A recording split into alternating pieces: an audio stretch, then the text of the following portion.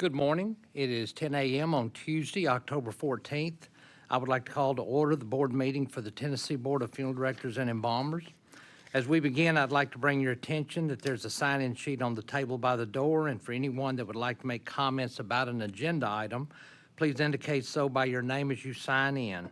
Public comments will be accepted near the end of our board meeting. Ms. Bohannon, would you call the roll? Tim Wheeler. Here. Don Haynes. Here. Randy Nash. Here. Tracy Allen. Here. Scotty Porsche. Wendell Naylor. Here. Chris Lee. Here. Mr. President, we have a quorum. Thank you, Ms. Bohannon. First thing is to adopt today's agenda. I'll entertain a motion in a second. So move. Second. Have a motion by Mr. Wheeler, a second by Mr. Nash. All in favor responding by saying aye. Aye. Any opposed? Motion carried. First thing before we get started, we'd like to welcome our new board member, Ms. Tracy Ham Allen, and I've asked her to keep her comments less than 20 minutes, but great person. I've known her a while, and glad to have you on the board. And if you'd give a short introduction, we'd appreciate it. So I'm honored to be here. I think the main thing to think about, or just to say, is I hope I can help serve in any capacity. I have been a licensed funeral director and embalmer in the state of Tennessee for about 25 years. And I am an educator at John A. Gupton College, so I hope that just adds, this adds to that, and that's all I really can add at this point. Thank you. Thank you, Tracy. Glad to have you. Next on the agenda is going to be the approval of the meeting minutes, and we did have a virtual meeting, so we're going to do these separately. If everyone's had a chance to review the August 12th, 2025 minutes, if there are no corrections, I'll entertain a motion and a second. Second. Motion by Mr. Nash, second by Mr. Wheeler. All those in favor respond by saying aye. Aye. Any opposed? Motion carries. The second will be the set of minutes for August 25th, 2025. If no corrections, I'll also entertain a motion and a second. So moved. Mr. President, sorry. That's okay. That says it was, does it have to say at the top that it was electronically called to order, or does it still say with a conference room since Lisa was actually here? Mr. Bryant can probably expound upon this further, but the meeting was actually held in this room. The Right. board members participated electronically. I understand, okay. But because the legislation had passed recently, there's a place that the public can come to attend the meeting, and it was I actually in understand. this room. Okay, But the board members can participate electronically. all right, sorry. That's all right. Thank you. Any other questions? If not, Mr. Wheeler, I'll entertain your motion again. Yes, I make the motion, we accept. Do we have a second? Second. Have a second by Mr. Naylor. All in favor, please respond by saying aye. Aye. Any opposed? Motion carries. Move to our legal report. Mr. Bryant, the floor is yours, my friend. Good morning, board members. First complaint is complaint number 2025-040091. Complainant, presumably the mother-in-law of the decedent. Complainant did not provide their name or identify their relationship to the decedent. Alleged unprofessional conduct on behalf of respondent establishment. Specifically, complainant stated that on June 25th, 2025, respondent hosted an unauthorized public viewing of the decedent against the wishes of the next of kin / wife of the decedent. Complainant further alleges that respondent failed to notify the next of kin the event was taking place and that, quote, 50 random guests were in attendance, end quote. Complainant stated that the decedent was unsuitable for viewing per respondent staff themselves. Complainant concluded by stating that, quote, no apology or refund has been offered, end quote. Respondent replied, stating that on June 23rd, 2025, they were advised by the local medical examiner that the family of the decedent had chosen respondent establishment. The funeral director at respondent establishment stated that they were told verbally by two employees at the medical examiner's office that the decedent's daughter was the next of kin and point of contact. Respondent stated they made contact with the daughter and were given permission to embalm. During this meeting, the decedent's daughter was accompanied by the decedent's mother, and following a 90 to 105-minute arrangement meeting, personal property of the decedent was released to the decedent's mother and daughter. Respondent provides that the decedent's father-in-law, father of the wife of the decedent, was present in the funeral home foyer as the decedent's daughter and mother came to their appointment and said nothing regarding the existence of the next of kin. Respondent stated roughly an hour after the arrangements were finalized, the funeral home received a call from the father-in-law stating that his daughter was the legal next of kin as the decedent's wife. The general manager made the father-in-law aware that arrangements had been made and permission to embalm had been given. The father-in-law stated they did not object to the embalming, but stated that because the next of kin had not given permission that they would not be paying for it and only wished to pay for direct cremation. The father-in-law was made aware that the daughter and mother of the deceased would like to view the decedent before cremation, and respondent stated that there was no objection to that. The wife/next of kin signed the necessary cremation paperwork on June 25th, 2025. Following this, the funeral director advised the wife, father-in-law, and brother that the decedent had been prepared for viewing if they would like to see the decedent, and each declined. The funeral director stated that the decedent was embalmed and that the body was in, quote, excellent condition for viewing, with no smell or decomposition present or viewable whatsoever, end quote. The general manager did advise the brother over the phone that the decedent arrived as a, quote, cherry red color, end quote, but that the color was not present for viewing because the embalming had gone well. Respondent attached a copy of the embalming report, which denotes the red coloring upon arrival and the excellent nature for viewing. Respondent stated that later that day, the daughter and mother of the decedent arrived for the viewing and had brought other family members with them. Respondent stated they did not count the number of people, but that, quote, 50 is a gross exaggeration, end quote, and that they stayed approximately 30 to 45 minutes. The following day, respondent spoke to the brother, who inquired why a public viewing had occurred against their wishes. Respondent stated that no public visitation had taken place, and the brother referenced the private visitation for the daughter and mother of the decedent. The funeral director stated that the general manager spoke to the family where they demanded a refund for what had been paid for the cremation. Ultimately, the family was offered a $1,000 refund and that they would only need to call the funeral home and give an address of where to send the check. Respondent stated that the family never received any call as to where the refund check could be sent. Based on the above, respondent was advised by a medical examiner that the daughter of the decedent was the next of kin and point of contact. To legal, it appears reasonable for respondent to rely upon this information imparted by the medical examiner's office. Upon being made aware that a next of kin with higher priority existed, respondent began working with the wife of the decedent instead. Per respondent's narrative, which complainant did not deny in rebuttal, the next of kin were made aware that the daughter and mother of the decedent had requested a private viewing, which was not objected to. Based on respondent's narrative, the visitation was a private one with the daughter and mother of the decedent and was not open to the public, though other family members associated with the daughter and mother did attend. Respondent attempted to process a refund, but did not receive sufficient information from the complainant to know where to send those funds. Notably, the allegation that the decedent was, quote, unsuitable for viewing is not based on complainant's own personal knowledge, but in reliance upon a statement made by a representative of respondent prior to embalming taking place. Based on that, we would recommend closure. Thank you, Mr. Bryant. Are there any questions or comments for legal? If none, I'll entertain a motion. Motion to accept council's recommendation. Second. Have a motion by Mr. Haynes and a second by Mr. Naylor to accept council's recommendation for case number 2025-040091. All in favor respond by saying aye. Aye. Any opposed? Motion carries for closure. Number two. Complaint number 2 is complaint number 2025-041701. Complainant stated a website domain name with a different extension, such as .org or .net, redirected to respondent's establishment rather than theirs.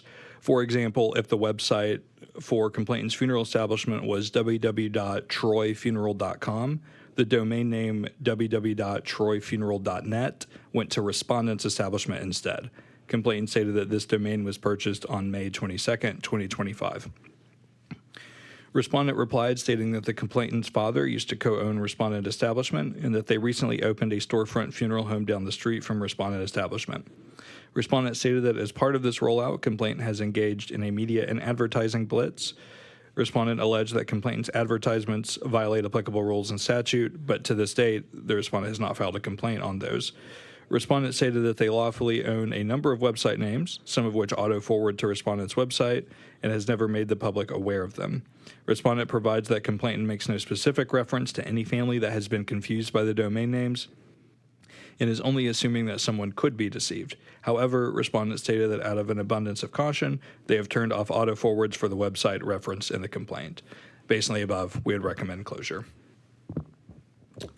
Any comments or questions by board members? I've got a question. Yes, sir, Ms. Nash. So there was no rule violated here at all in this? The complainant cited a few statutes that were not even in 62-5. I think they got a little confused on some of the numbers. I think the only one that could potentially be applicable is a rule regarding, can get the exact language, but essentially it's for deceptive or misleading practices in advertising. Those typically, I would say 90% of the time, manifest as FTC violations. So I suppose you could make an argument that this works its way into that, but I think that's a little attenuated with, I guess, modern domain name acquisition.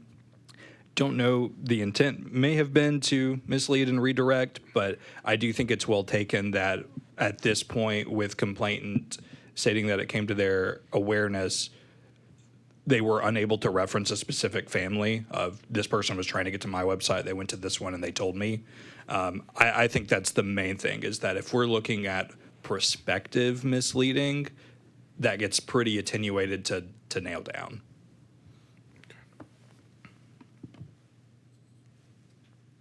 I make a motion, we accept council's recommendation. Second. Have a motion by Mr. Wheeler, a second by Mr. Naylor, to accept council's recommendation on case number 2025-04-1701. All in favor, respond by saying aye. Aye. Any opposed? Motion carries. Number 3. Next complaint is complaint number 2025-042431. Complainant alleged unprofessional conduct on behalf of respondent establishment. Specifically, complainant stated that they have been attempting to receive a death certificate for their mother who passed away in July of 2023. Complainant stated they have tried for 2 years to get the issue addressed, but have been unsuccessful. Complainant provided a general timeline as follows. September of 23, filed a vital records request and learned that no death certificate had been filed. Complainant contacted the funeral director at respondent establishment, but calls went unreturned. June 2024, complainant relocated from California to Indiana and did research to determine whose responsibility it was to complete the death certificate and determined that it was the funeral director at respondent establishment. July of 2025, contacted a local health center for help. The center began calling respondent establishment, but their calls went unanswered. One of the employees offered to personally visit the funeral home if they did not receive an answer. On July 25th, 2025, complainant received a call from the funeral director at respondent establishment, who offered to refund the entire burial costs of the decedent. Complainant stated that they only received a call back when they informed the respondent that they had contacted the state. Complainant stated they were told that the funeral director had not filed a death certificate because they did not have decedent's social security number. Complainant stated that they had that information but were never asked for it. A funeral director from respondent establishment replied, stating that they had received a call from the complainant that day and were made aware that their mother's death certificate had not been completed. Respondent stated that they pulled the decedent's file and checked Verizon and could not confirm it had been completed, so the director called Verizon and was told they would need to complete a paper copy and mail it to them. Respondent stated they called complainant and gave them the timeline and stated that they have been kept in the loop and emailed all information to them that the death certificate would be mailed the following Monday. The funeral director stated they took full responsibility and in that 10 years they had never made this mistake before and that she had numerously apologized to complainant for the error. Based on follow-up information obtained after the filing of the complaint, the death certificate was filed by respondent on July 31st, 2025, 2 years and 16 days after the death of the decedent, and mailed to complainant on August 2nd, 2025. The department confirmed that complainant had received a certified copy from respondent as of mid-August. Based on the above, would recommend a $2,000 civil penalty, authorized via consent order, and a formal hearing if necessary. Thank you, Mr. Bryant. Questions, comments? I just have one question. Did the respondent not give any explanation how they let 2 years lapse in not getting a death certificate filed? No, from my recollection, the response was pretty sparse in that they seemed to say, like, I just dropped the ball on this, it's my fault, but didn't give details as to whether they were, I don't want to misquote, but I believe that claim that, oh, I didn't have the social security number came from complainant, not respondent. So I don't know if that was their reason for the holdup or what it was, but it seemed more of just the respondent's reply was a, yes, it's my fault, I accept the blame for it, as opposed to here's what happened that contributed to it. So my next question would be, how did you come up with the penalty, the $2,000 civil penalty?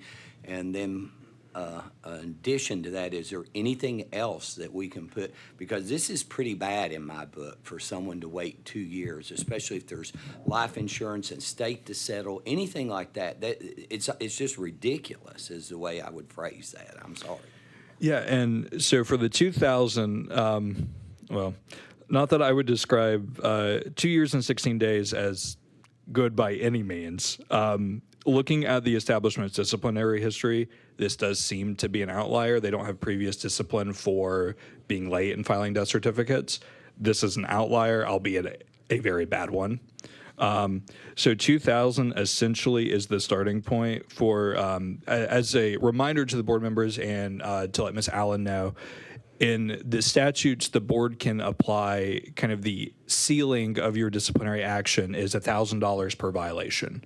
But the key is that if I, in theory, every single day, kind of beyond the point that the death certificate should have been filed, every day is its own separate violation. So every day that it was late, that the board deemed that it was late, could be its own $1,000 fine. So if I mess something up across 2 days, that's $2,000 as the ceiling. So $2,000 essentially is contemplated with, they don't have a history of this specific violation, but it does acknowledge how late that was. But it's also kind of as a starting point that if the board feels it should be higher, you certainly have the authority and ability to do that. And I'm guessing that they never even filed the death certificate, because if anything had been entered into verism at all, the state surely would have caught that over a period of time. So just nothing was ever filed.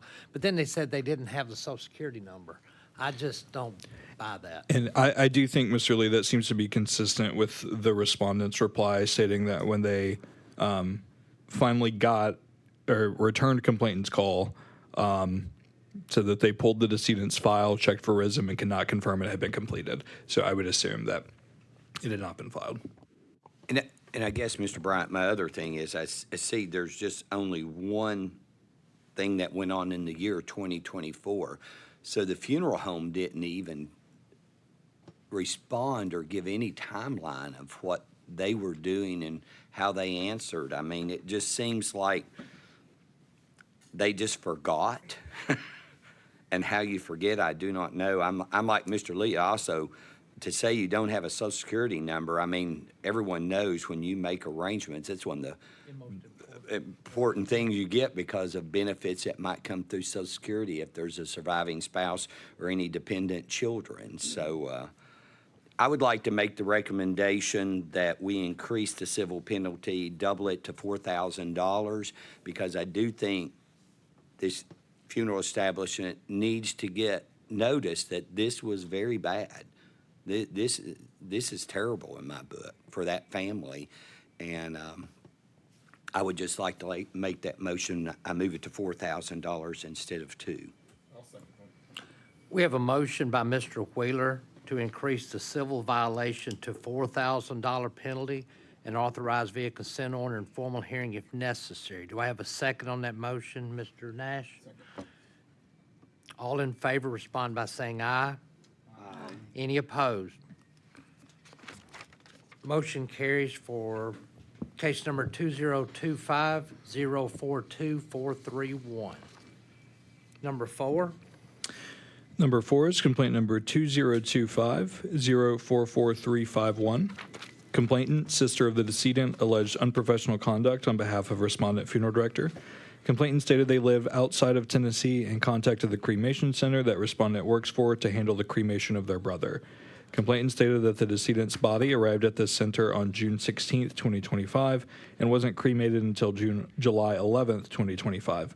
Complainant also claimed that respondent did not timely secure the death certificate or obtain the permit from the medical examiner's office. Complainant stated it took 17 days for them, the funeral director, to obtain the death certificate, and then purported it took another 5 days to contact the health department for the cremation permit. Finally, complainant stated it took another 4 days to perform the cremation. Complainant stated upon receiving the ashes on July 16, 2025, the ashes they received only weighed 1 pound, 13 ounces.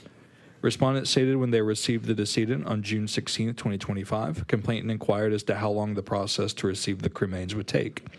Respondent provided the complainant a sheet explaining the steps of cremation and had complainant sign the form stating that they understood.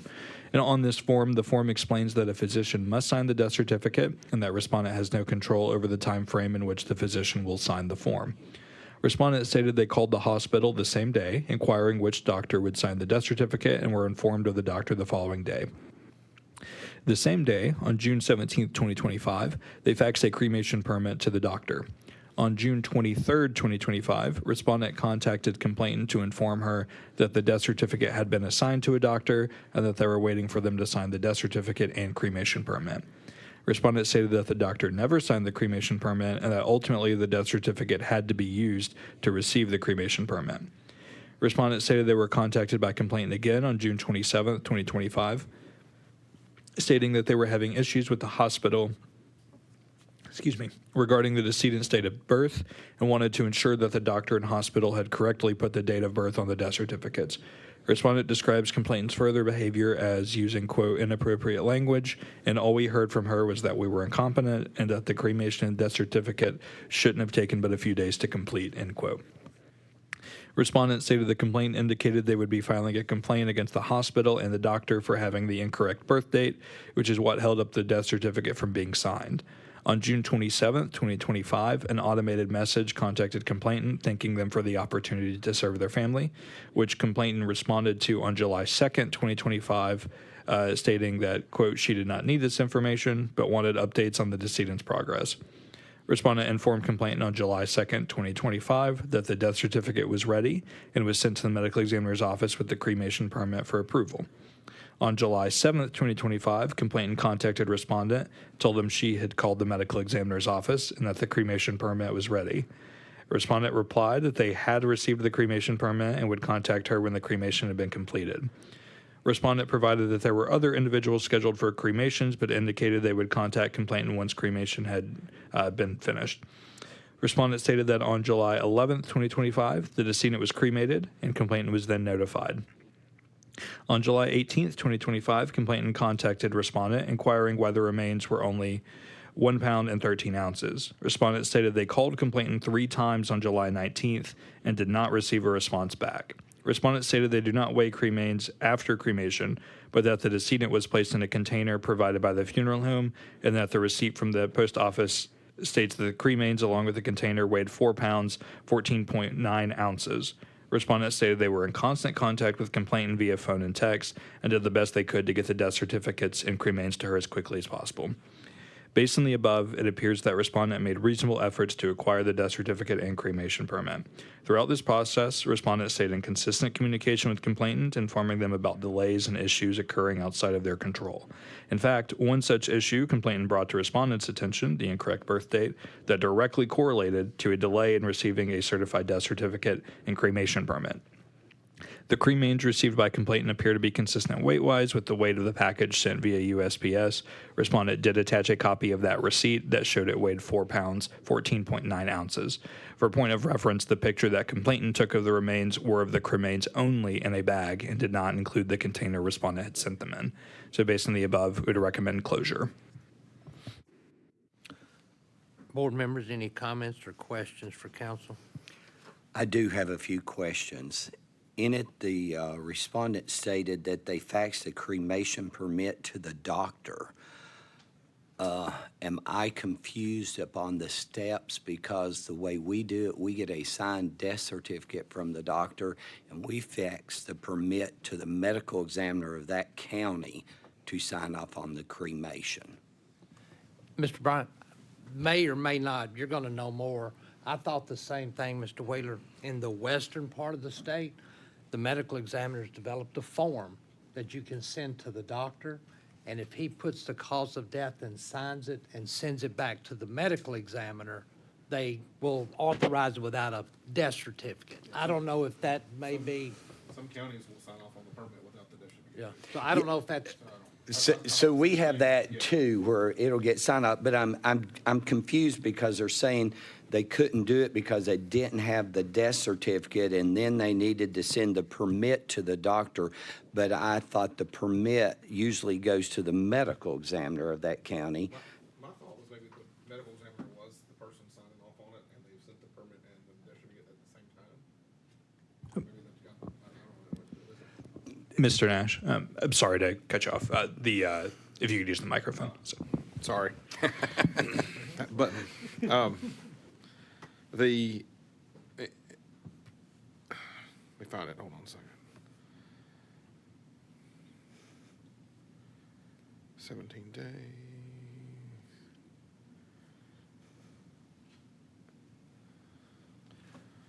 while he's looking, was the main complaint about the cremation or the death certificates getting back to the family, or a combination of both? It appeared, I would say, slightly more the what they purported to be a delay in receiving. They seemed kind of. I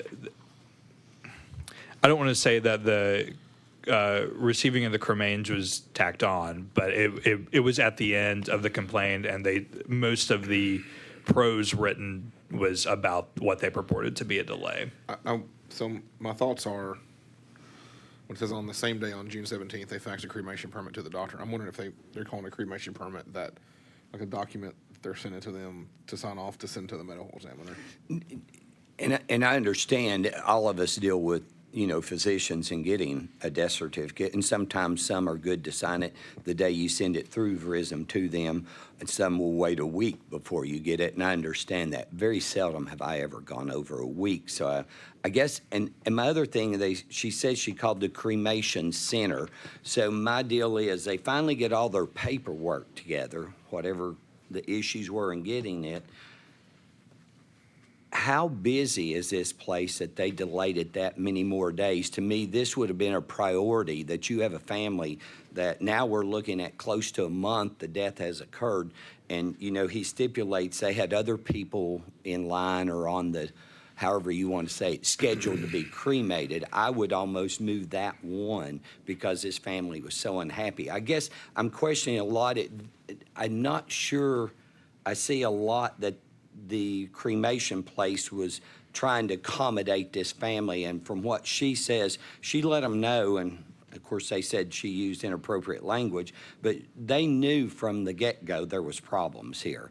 So we all deal with families that have issues. We all deal with families that bring their problems to us. But usually if there's a problem and there's an issue or a delay, your first priority is try to appease that family. I'm not seeing that. And I had noted too, I know when drafting this up and reviewing it leading up, that was, I think, the same period of time that I identified of, okay, if you were to kind of do everything you possibly could, to me, that was the step of, especially on the front end where it seems like the physician kind of messed up with the date of birth and things like that, and I understand that can slow things up. On the back end, could have jumped into the higher priority. And I think what gets tricky, and luckily this is not a decision for me, this is a decision for you all, is without question, I agree, that is probably the ideal thing for them to do. Is failing to do that a violation of professional conduct insofar as is it going above and beyond? Maybe. Is not doing that falling below your floor to where that's a violation? And again, that's your call. Well, there's a lot of things we don't know, and I don't feel like that is unprofessional conduct. I feel like they were professional in this. I mean, I will applaud them on their note taking because they have, dates. They documented it very well. So I don't know if that's every case or if they just knew that this was a case that needed to be documented. But The one thing my other question I had, it says, so at the beginning, contacted the cremation center the respondent works for. But this is just against the funeral director. She didn't file a complaint against the establishment, correct? Correct. Just against the funeral director. And then at the second to last paragraph towards the end, respondent said they did not weigh cremated remains after cremation, but the decedent was placed in a container provided by the funeral home. So is this a third-party crematory establishment that's been contracted by another funeral home?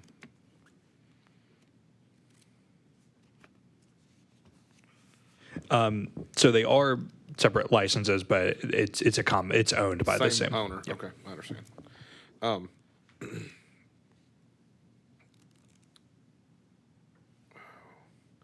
And so I mean,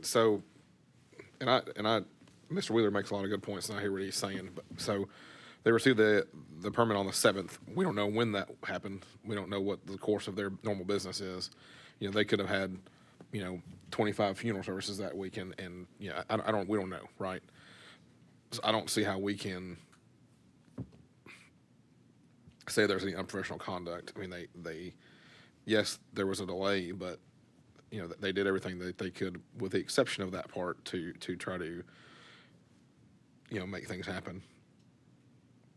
And we don't know if maybe they went back and did a refund or something. I don't know. I don't feel like we can go back and on that. That's just my opinion.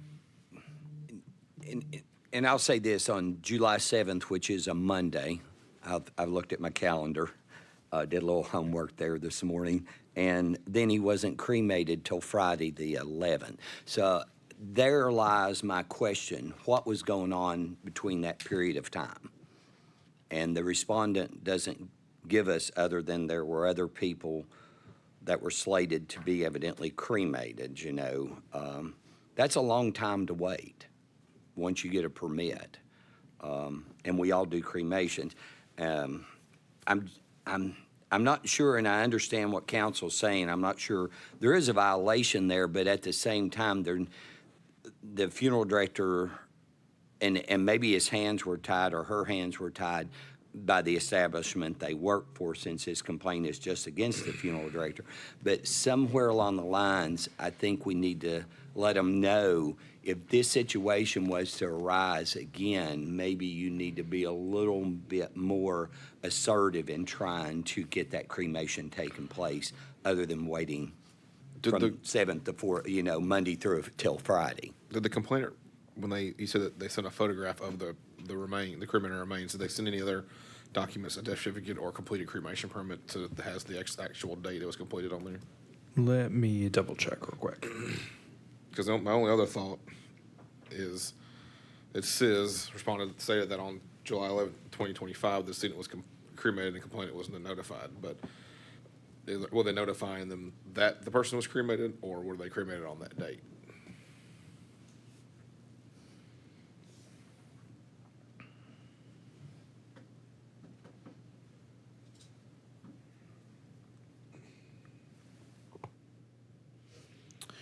The complainant did not attach any of that. It looks like they attached a lot of text messages, which I think, if anything, shows that respondent was very much in contact with them.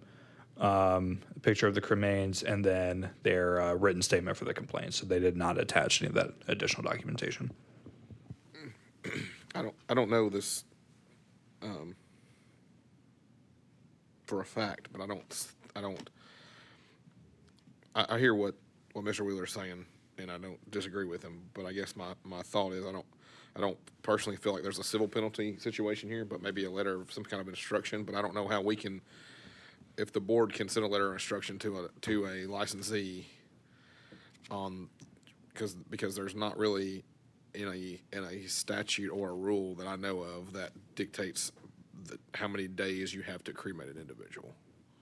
Yeah, I think specifically it's one of those that if it were to fall under anything, it would fall under the rule for professional conduct, which is very broad, and intentionally so, because it's to allow the board to kind of take things like this at value where there may not be the perfect statute that meets it, but you all are the experts in knowing what falls below that professional standard. So I do think to Mr. Nash's point, he makes an excellent point too, that the respondent is the director. They filed the complainant has the opportunity to file the complaint against whoever they would like, an individual who's licensed as a director or the establishment. And I do think there are some things we're missing about, to Mr. Wheeler's point, that week, what was going on, what happened, why'd you wait that long? And also there are other questions as to how much of that falls on the director's doorstep versus the establishment. So I do think it gets tricky to parse through those things. And I agree with Mr. Nash. I'm not looking for a civil penalty, I guess. And for those of us who work for an establishment, we all know that the owner of that establishment is over us, and they dictate to us what we'll do and all. And I guess that was it. My only question was, did the respondent go to the owner, the corporation, whatever, whoever they work for, and say, hey, we need to see there? I guess there's a lot missing is what I'm after, that there's a lot unanswered, blank spaces. Mr. Gribble did just make me aware that this respondent is the owner of the business, so that answers some questions, I guess. But so I think kind of where I'm hearing the board at, and this is wrong, if this is incorrect, obviously you all have the ability to do what you would like, but it sounds like probably a letter of instruction, and I can draft that specifically to detail, hey, when you've got a situation like this and it's ready to go on a Monday, and understand you're probably busy, have other people in a queue, but it may be worth examining for purposes of this rule, and I always cite to that rule for, moving priority up to families that are in situations like this. Just one thing, and I'm not going to beat a dead horse. The thing that kind of stood out to me was after they had all the paperwork, it took them 5 days to go to the health department. I mean, I don't understand that, to get the permit. I mean, even our neck of the woods has got better about that, getting it back the next day, but any more? Yeah, go ahead. I thought the same thing. So I don't. I tend to give people the benefit of the doubt too much. No, I understand that. And like I I said, would- maybe a letter of instruction. Yeah, maybe a little bit I'll make a mindful. motion to a letter of instruction, and Mr. Bryant, for you to point those two things out. The date, the time lapse, I guess, would be the correct statement. I'll second Mr. Nash's motion.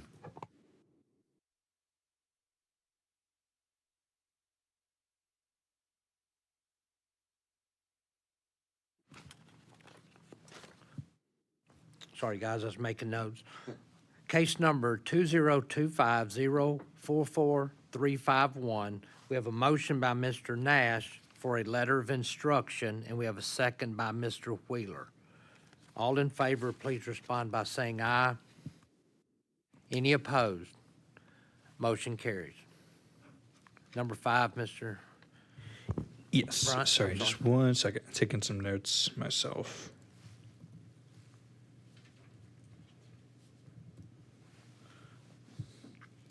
Okay. Next complaint is complaint number 2025-044631. Complainant, wife of the decedent, stated that respondent, quote, insisted on consulting and taking direction from my stepdaughters regarding the funeral arrangements of my husband, end quote, following a lapsed insurance policy. Complainant claimed that they had asked several times over email that respondent deal with her directly rather than the stepdaughters, but showed no evidence of these emails. Complainant also claims that respondent is overcharging for services. Respondent stated that the decedent came into their care on July 11th, 2025, after transfer from another funeral establishment, and that initially complainant had requested a traditional funeral and burial for the decedent, and ultimately allowed the daughters of the decedent to have a viewing prior to the burial. On July 12th, 2025, respondent requested that complainant provide the insurance information to cover the costs of the requested funeral services.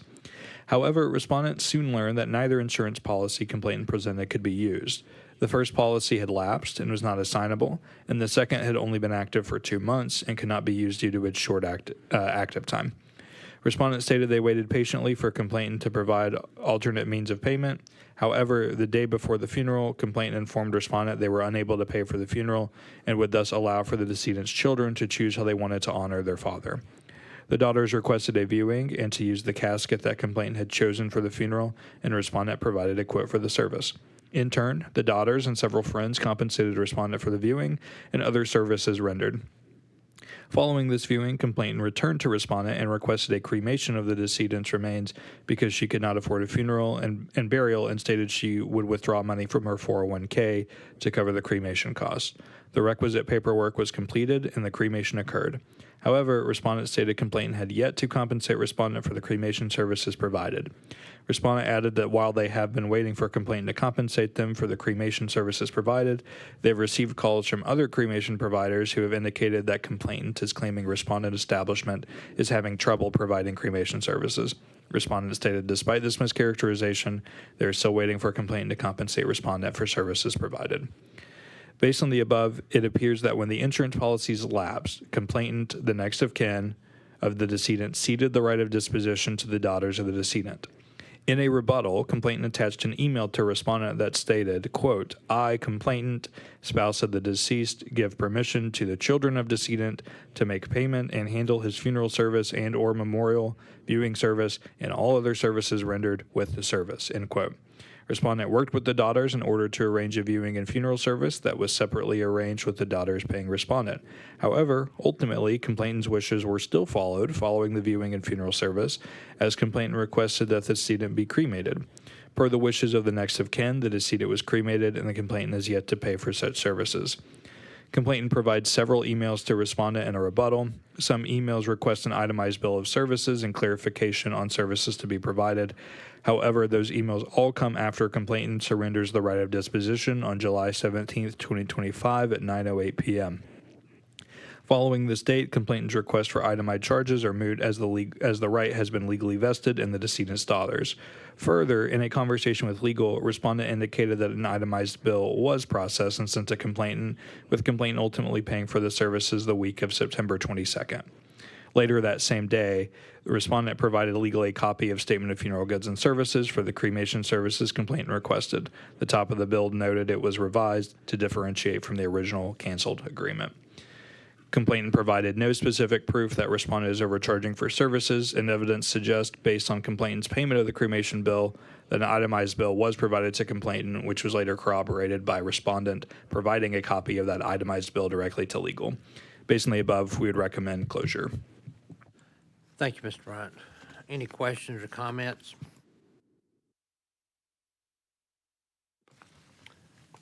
None heard. If so, I'll I make a entertain. motion that we accept council's recommendation. Second. What? Sorry. Have a motion by Mr. Naylor and a second by Mr. Haynes.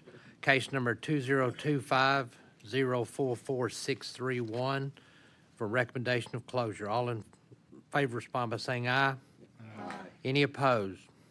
Motion carries. Number 6. Next complaint is complaint number 2025-045051.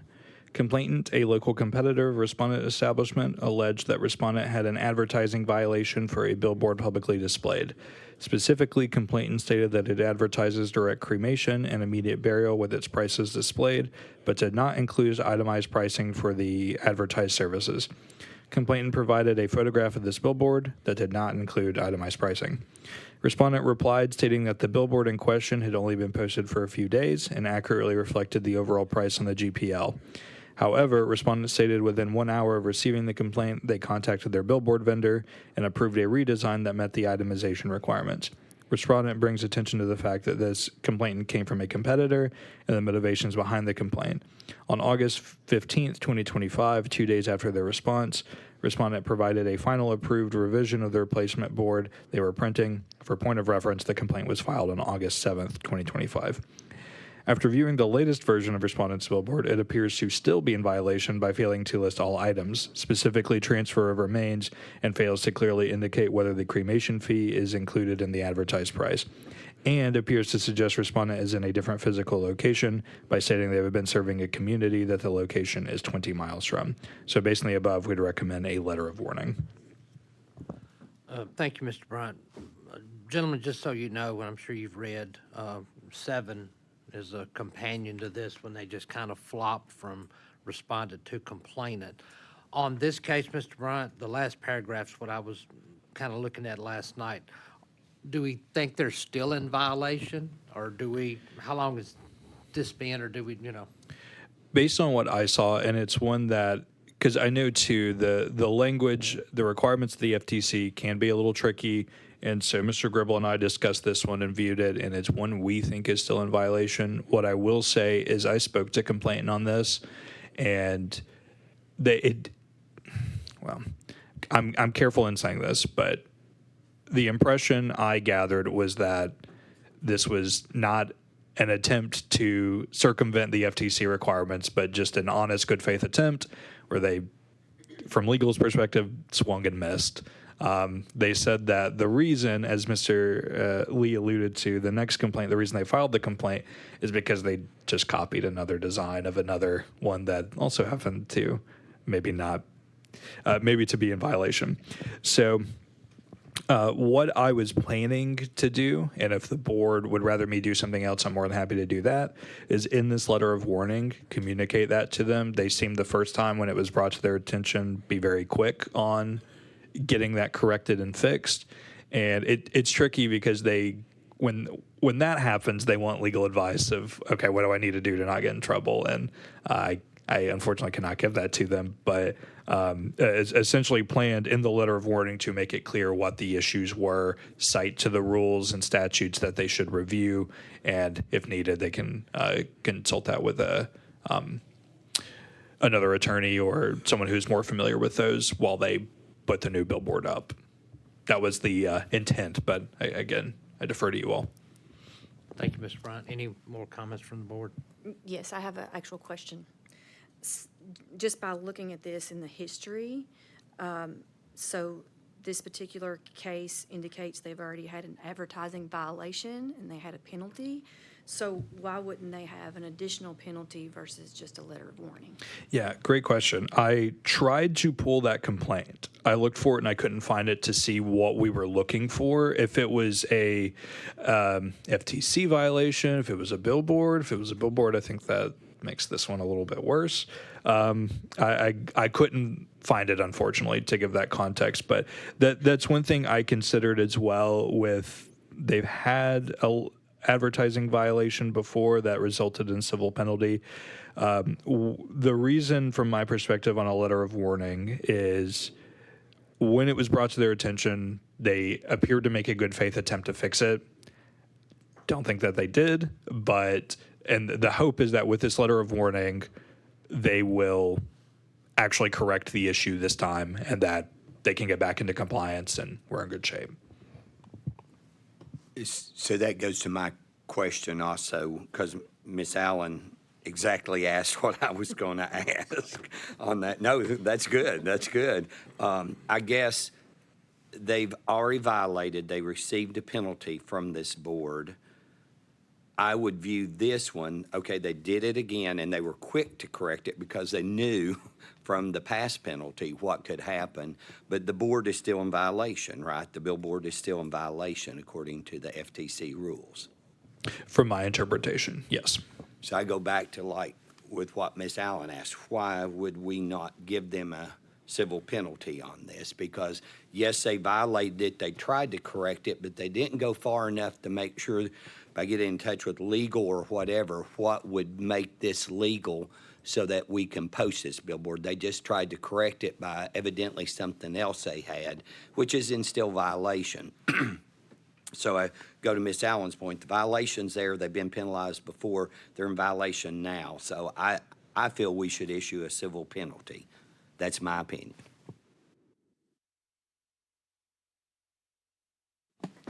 Did you say that you couldn't find the complaint on the other advertising? That's correct. For the 2019 one, let's see. I may be able to. I checked. We have two different kind of systems for this. I checked one I thought would be more successful, but let me see if I can find it here. I'd be kind of shocked if I could, but we can try it.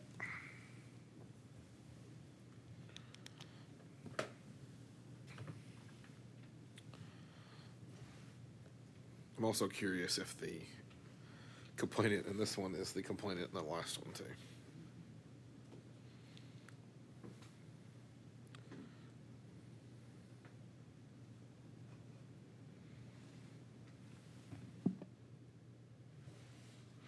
Okay, found it. It looks like it is with an advertisement published in a newspaper,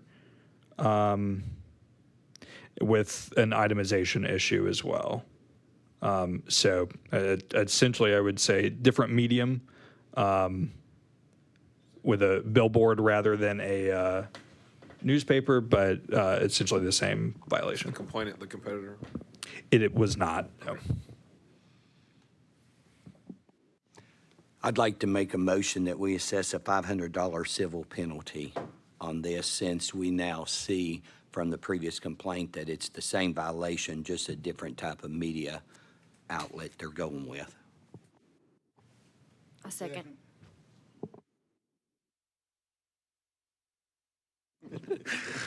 On case number 2025-045-051, we have a motion by Mr. Wheeler and a second by Ms. Allen to recommend a $500 civil penalty and authorization for formal hearing if needed.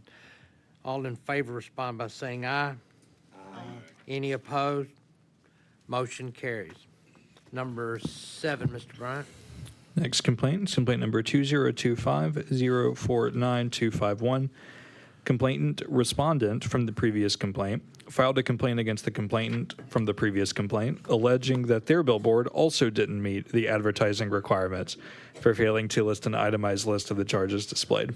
Complainant purports that the billboard is located in a border town, and while the establishment is in an adjacent foreign state, the violating advertisement is in Tennessee.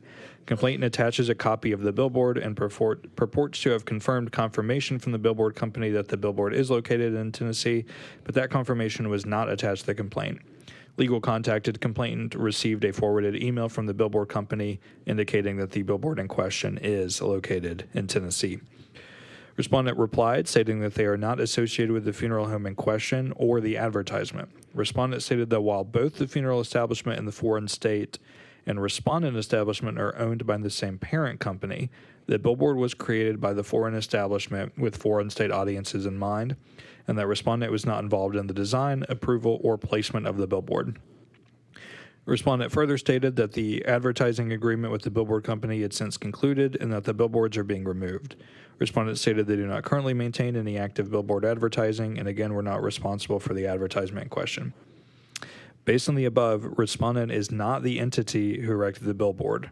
While the border establishment in question and respondent may be owned by the same corporate entity, that does not result in a violation against respondent establishment.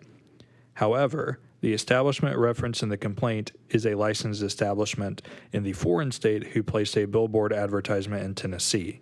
As such, those advertisements must conform to Tennessee law. Respondent has indicated on behalf of the foreign establishment that the billboard is no longer present in Tennessee, but that for future reference, advertisements placed in Tennessee must abide by Tennessee's laws and rules, regardless of whether that entity is in Tennessee or not. So the recommendation would be a closure for the listed respondent, but a letter of warning sent to the foreign funeral establishment, with a custom closure letter to the complainant explaining the resolution of the case. Thank you, Mr. Bryant. Any questions or comments on number 7? If not, I'll entertain a motion. I make a motion that we accept council's recommendation. Second. Have a motion by Mr. Naylor, second by Mr. Nash, case number 2025-049-251, to accept council's recommendation for closure. All in favor respond by saying aye. Aye. Any opposed? Motion carries. Number 8, I believe, is the last one in a represent, Mr. Bryant. Yes, that is correct. This, board members, you may recall from the previous meeting, we had one that was scheduled to be presented. The response to the complaint had come in late, literally after closing the day before, so I had not had a chance to review it. And so the board voted to table it until the next meeting. And that complaint is for 2025-036-701. I'll read what had been written in the previous report just to refresh the board's memory and for Ms. Allen's benefit, and then we'll get to the update. So complainant stated they contacted the owner-manager of respondent establishment on June 12, 2025 to make arrangements and received a price estimate. Complainant stated they drove to the respondent business, but that the owner-manager was not present. Complainant stated they contacted respondent again on June 13, 2025, picked an urn, selected an engraving, and paid in full. Complainant alleged that respondent said they would mail complainant a copy of the contract, but that respondent never did. Complainant said that ultimately respondent called complainant's sister, who then signed the contract. Complainant stated a week later, on June 19, 2025, the sister received a call from the coroner's office stating that respondent had not yet picked up the decedent's body. Complainant stated their sister provided that she had called respondent every day in the previous week because the coroner continued to call her, and that respondent had not been answering the coroner's calls.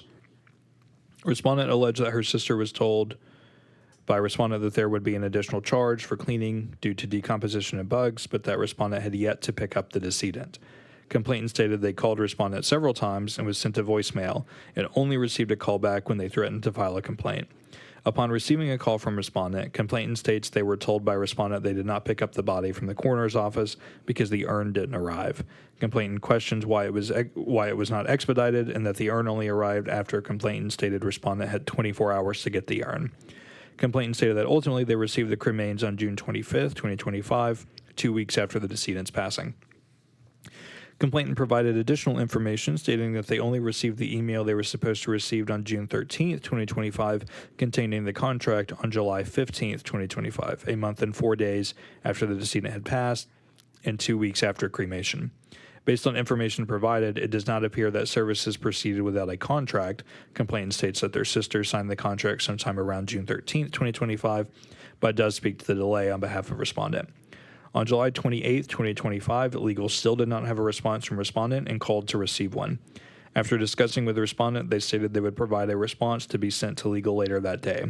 The following day, after not receiving the response, respondent contacted legal and stated that they would submit the response the next day, July 30th, 2025. Legal did not receive the response on July 30th, and as was unknowingly written at the time of this, as of today, had yet to receive a response. And again, at the time, the recommendation was a $2,000 civil penalty, voted to table until this meeting. This matter was scheduled to be presented at the August board meeting as above, but the morning of the board meeting, August 12th, 2025, legal received a response from respondent. In the interest of fairness, the board voted to table the matter so legal had sufficient time to review respondent's reply. The afternoon of August 11th, 2025, respondent replied stating that the decedent passed away on June 11th, 2025, and they were contacted the following day by complainant, brother-in-law of the decedent, asking about service and an urn. Respondent stated they advised complainant to go to a website to look at urns that were offered and invited complainant to ask them any questions they may have. Eventually, complainant decided on an urn, and a final price was given. After the price was given, complainant decided they wanted the urn engraved and told respondent verbally that they wish to have engraved.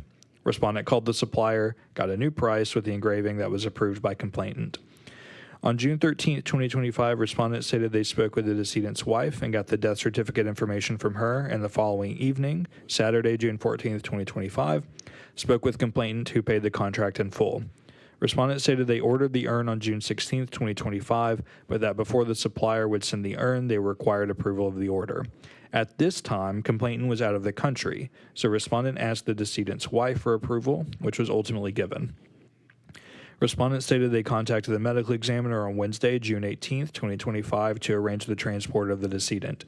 Respondent stated they were informed that the decedent had many body piercings, as well as possible flies, ants, and fly larvae.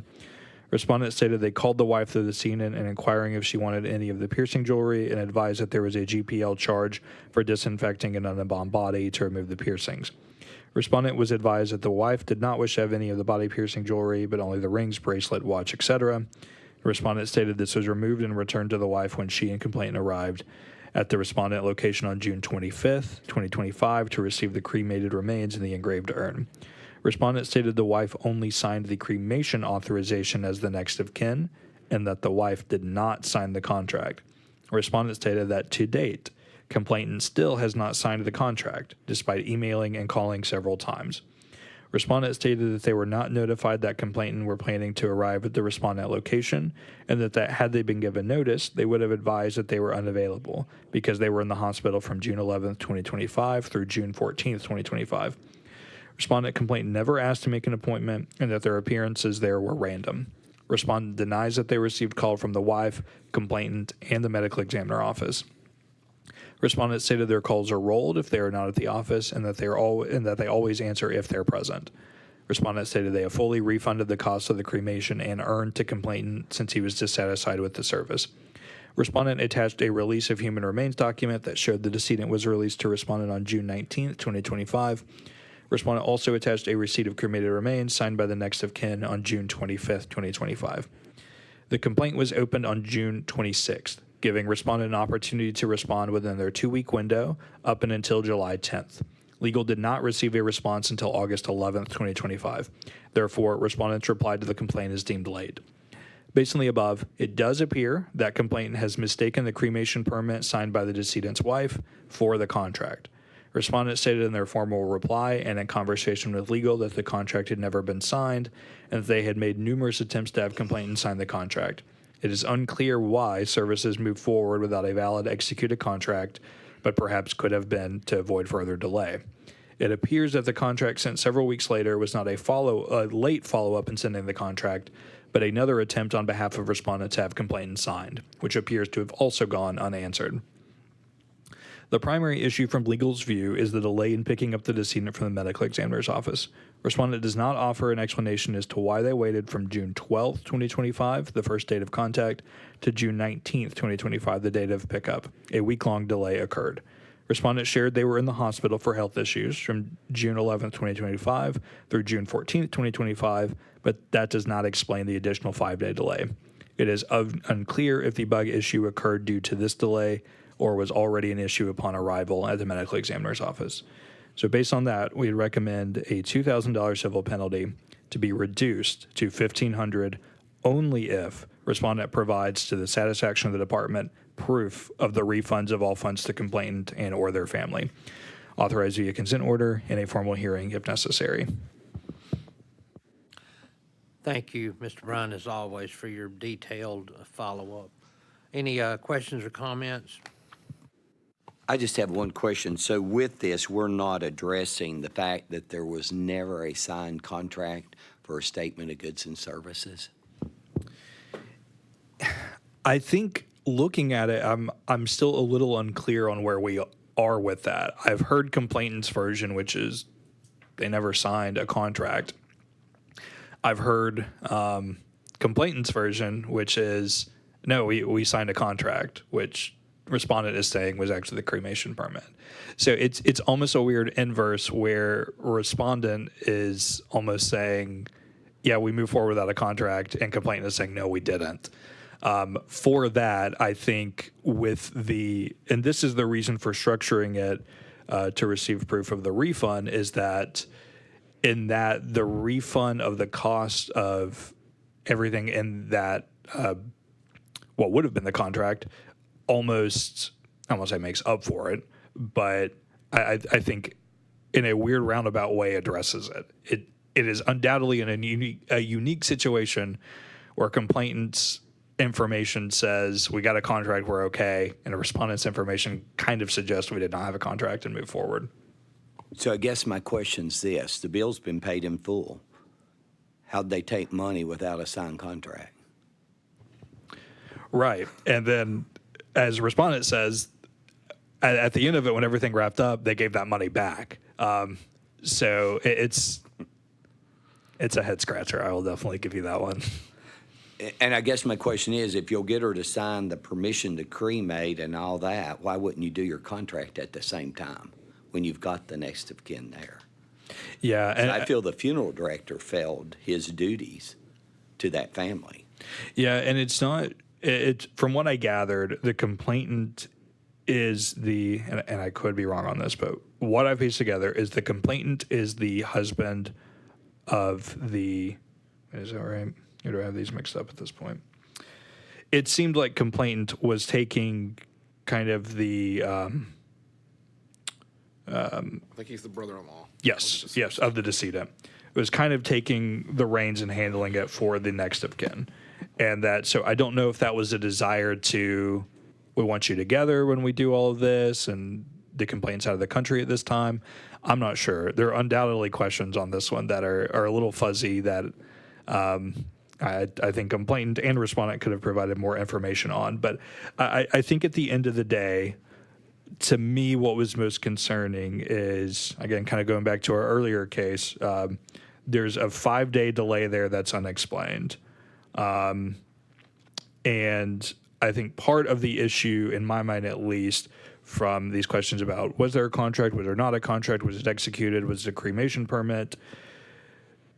It's rare we structure a reduction like this. And the reason I did that on this one is because I think, to me, if the respondent turns around and shows, here's what they owed, they paid it, and then here's proof that we turned around and got it back, and I'll confirm with complainant that that is true, then that alleviates those issues to some degree, where we still have the remaining issues of that delay, of not responding in a timely manner.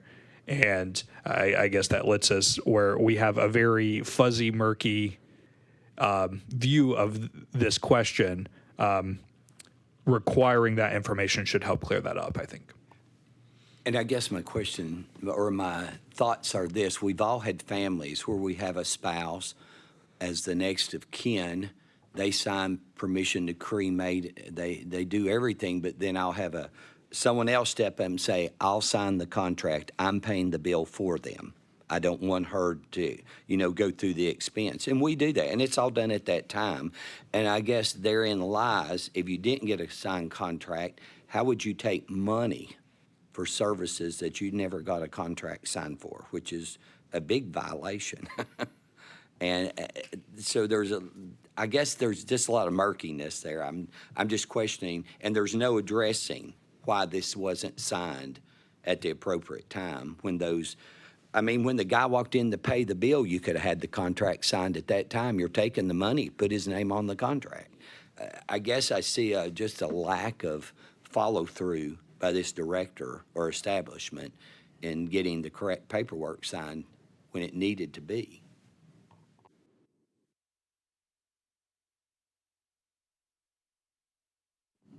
Any more questions or comments?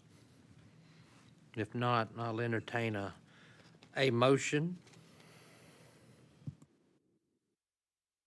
Make a motion to accept. I'll second the motion with an addendum, if possible, Mr. Nash, that with that to this establishment, they get a letter of instruction or whatever, that contracts need to be signed at the time arrangements are made. Mr. Nash, will you reconsider your motion if you want to add that language?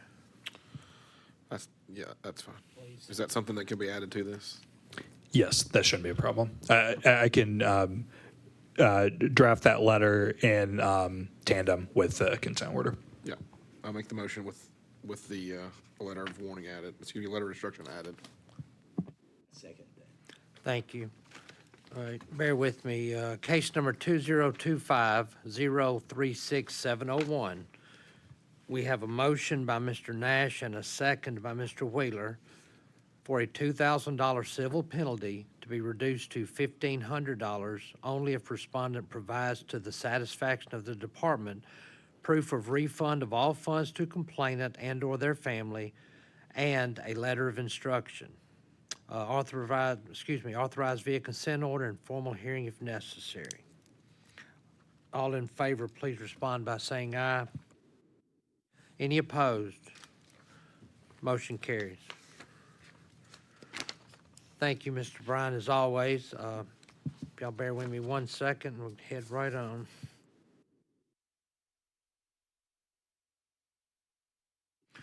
All right. Next on the agenda will be Executive Director's report, and I'll turn that over to Mr. Gribble. Thank you, Mr. President. Good morning, board members. First thing we want to do is look at the fiscal year 2025 budget closing document, which is a 4-year comparison. And if you'll I'm sure the board members recall at the last meeting, we looked at the 4-year comparison, but it went back 1 year further. And for Ms. Allen's benefit today and the other board members, this one today includes the year that just closed on June the 30th, 2025. We had some projections at the last board meeting we talked about, but these are the final figures that have been supplied to us through the Assistant Commissioner's Office. It turned out pretty much like we'd expected it would. You can look at several things, but if you go down toward the bottom, you'll see that the fiscal year balance was a negative $337,077. Typically, as I've said before, on the even numbered years, we have a positive balance. However, on June 30th, 2024, for the first time in several years, we had a negative balance of $26,947 that year. And then this fiscal year, if you refer back to 2023, you can see the huge increase of $125,000 deficit. So going back up toward the top, you have the licensing revenue of $509,775 for this year, case and complaint revenue of $36,105, a state regulatory fee that's deducted that we have to pay to the Finance and Administration on the number of license, and a net revenue of $529,760. And our total expenditures was $866,837, which left a deficit of $337,77. And if you look at the very bottom, you see where the reserve balance after each year as to how that is decreased. And you can see in a period from fiscal year 21 through 22, it's almost gone down 50%. It's decreased from a reserve balance of $1,332,000 to $761,357. And that's why we had the discussions back earlier about proposed fee increases. And Ms. Allen, they haven't been increased in 22 years, and there have been some decreases in those 22, on two separate occasions, there were decreases. But when the balance gets down below 1 year operating expenses, then that's when we start looking at proposed fee increases, and that's on the agenda later. But wanted to bring this updated document to you so you could review it today. And if anyone has questions on this document, I'll be glad to answer those at this time if you. Have any questions on the budget for the closing year of 2025, Mr. Gribble? Okay, Mr. Gribble. Okay, the next report you have is a report of licenses administratively approved by the Executive Director pursuant to Board authority for the period of August 9, 2025 through October 9, 2025, and you have a list of those there before you. Closed establishment, there's one that has met the requirements and has reported closing since the last board meeting, Cosmopolitan Funeral Services, 239 West Lafayette Street in Jackson. And then disciplinary actions. Probably the longest disciplinary action report because we didn't meet last month, so this is probably the longest one we've had in several board meetings. But it's a report of consent orders that have been administratively accepted or approved by the Executive Director pursuant to Board authority, and as reported on the July and August 2025 Regulatory Board's disciplinary action reports. You have a list of the respondents, the violations, and the actions. And the last report is the complaint report. Have a total of 62 complaints as of October 8, 2025. 33 of those were for funeral directors and embalmers, and 29 of them for establishments. And Mr. President, that concludes my report. Be glad to answer any questions on any of those documents. Any comments or questions on the Executive Director's report? If none, I'll entertain a motion. So move. Have a motion by Mr. Wheeler, a second by Mr. Haynes to accept the Executive Director's report. All in favor, please respond by saying aye. Aye. Any opposed? Motion carries. Ms. Bohannon, do we have any individuals or establishments to come before the board? Mr. President, we have one individual and no establishments.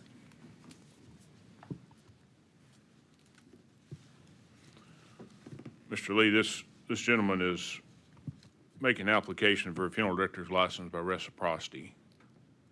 If you want to come forth and identify yourself and If you would, just push the little speaker button when you talk and push it again when you turn it off. Thank you, sir. All right. My name is Joe Simon. Moved down here about 13 months ago from Iowa. And currently I'm working with Woodlawn Funeral Home on Thompson Road here in Nashville. I've been licensed since '89. Yes, I'm old. I did let I got out of the funeral business back in '09 to move to the family farm, be a dad. I kept my license until 21 when I let it lapse. Wasn't planning on getting it back, but I also wasn't planning on having all four of our children move down here to Nashville. And so my wife and we followed, and I decided, I really loved funeral business and thought I would pursue it again. So I got my license back in Iowa because I figured it's just probably easier. Went to transfer it down here, did all the right paperwork, and at that time, Mr. Grimwald told me that I had an infraction, I don't know what you want to call it, on my license that the state board took disciplinary actions on. That happened in '11. I'd been out of the business since '09. I hadn't had any contact with him. I honestly did not know what this was about. And apparently in '09, somebody alleged that I embalmed a body without authorization. I'll be honest, 16 years ago, I don't recall. I don't recall. And so that's why I'm here. Okay, I guess I see what I'm highlighted is, have you ever had a license or applied for a license or its equivalent to practice any profession or occupation that was denied, suspended, revoked, or acted against? The answer, of course, on the application, which drew the red flag, was no. Was this in Iowa? Yes. Okay, and was this the incident in 2011, and was your license revoked at that time, or did you get a letter of warning? What was behind that? It happened in 2009. It was taken action on in 2011. I don't remember getting any information. I moved about 15 miles away from the funeral home I worked at to the home place. I honestly don't have any recollection of any notification from the state, from anybody. I was clueless until he alerted me to this. And when you went back to get back into business, you got your license back in Iowa? Was there any problems getting them back? No, I just had to do some continuing ed, pay a fee, and they were fine with things. So I have a question, Mr. Simon. We have a consent to order an agreement that was signed on the 8th of June of 2011. I don't know if you've seen it, but is that your signature? Can I approach? Yes, sir.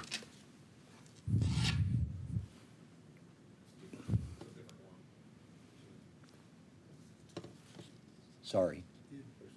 The one that's his signature's on is on looks like a failed to cancel a pre-need seller's license. That's the one that he signed. I may also be able to help kind of work through this a little bit too, but. Okay. Go ahead, Mr. Bryant. Yes. So, yeah, I'll just start at the beginning and we'll work our way through. So, exactly as Mr. Lee pointed out, which is on page 2 of your PDF there, the question, this is for every application that comes through. Have you ever had a license or applied for a license or its equivalent to practice any profession or occupation that was denied, suspended, revoked, or otherwise acted against. So the answer to that was no. And it was looked up. You'll see on page 9, we got a report from Iowa about Mr. Simon's license up there. And for disciplinary action, it was marked as yes. So we inquired into that, and we noted 2 instances. One on Mr. Simon's funeral director's license, which appears to, it's a little different in terms of dress and makeup, but essentially it's a letter of warning, which is on page, appears to be 13 is the letter of warning on, yes, for Mr. Simon's funeral director's license. In addition to that, on page 10 is an executed consent order that Mr. Simon signed related to Mr. Simon's pre-need, the equivalent to our pre-need sales agent's registration that resulted in $250 civil penalty. So my understanding is what proceeded from there was Mr. Gribble reached out to Mr. Simon and said, hey, we have a discrepancy here. You put no. We've found an instance of violation. Can you just help us conflate that? And my understanding is essentially that from there, it was just kind of a similar to what Mr. Simon has said today, that I don't know, I'm not familiar with it. And essentially, I guess that's kind of the essence we got with the discipline on the funeral director's license. I'm not sure what Mr. Simon might say today about the pre-need sales agent, but, and Mr. Gribble, please correct me if I'm wrong, because I do not want to say anything that's incorrect, but to my knowledge, Mr. Simon never disclosed the discipline on the pre-need sales agent one as well, which, again, that one did result in a consent order that Mr. Simon signed.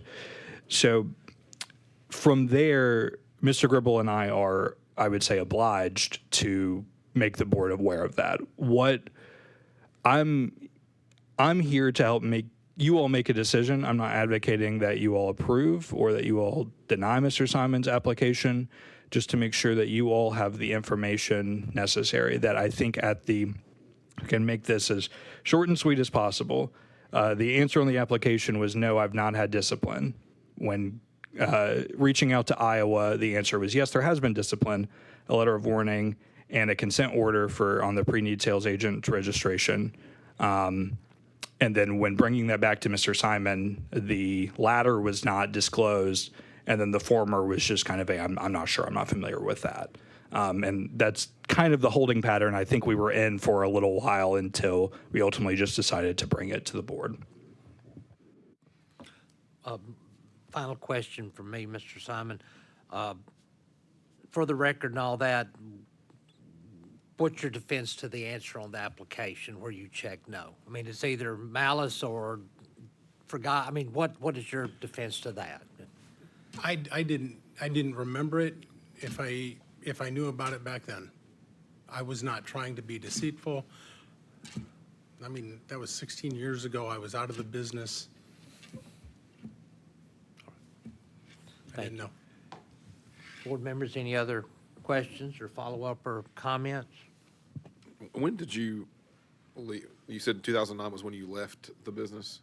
Yes. What, do you know what month or about approximate date? I think I was living at the funeral home, and I think I was done at the end of October, working at the funeral home, and then moved out the end of December. And so, it just says in 2009. It doesn't say a date or anything like that. And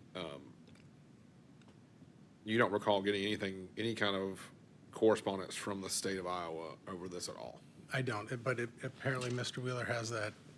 So I mean, so there's two things here. So what they've sent us is, the first is before the Iowa Insurance Commissioner. I guess you had a pre-need sales agent license, and so what I'm guessing is that when you left, it's two things. You failed to cancel your pre-need seller's license because I guess after you left that funeral home, you should have canceled it or something. I don't know what the law is there. And then the second is a annual report that you were supposed to file That's the first thing that we have. That's the one that's got your signature on it. They find you, looks like Mr. Simon shall pay a civil penalty of $150 and a $500 penalty for violation of Iowa code, whatever, failure to submit an annual report within 30 days of signing this order. A check totaling $650 may payable to Iowa Insurance Division shall be remitted. And then that was on June 10th of 2011, and you signed it, and it was notarized on June 8th. You've read and understand it. 2011. That's the one he showed you. And then the second one is specifically for your, is Iowa a 2 license state or a 1 license state? Just a one license. Okay, so the second one is against your license number 02413. You were issued that license in 1989. His license is currently active and will expire November 15th, 2011. It just says in 2009, doesn't say when. Respondent embalmed decedent EM without an authorization from an authorized person under conditions where he was placed on notice that embalming was not authorized at respondent's funeral establishment or otherwise allowed under board rules.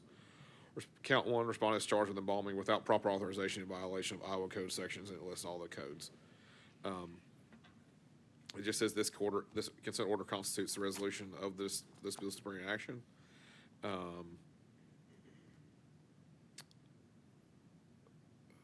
This consent order is voluntarily submitted by respondent to the board. Respondent acknowledges his right to be represented by counsel in this matter. Respondent agrees that counsel for the state may be present in this order. It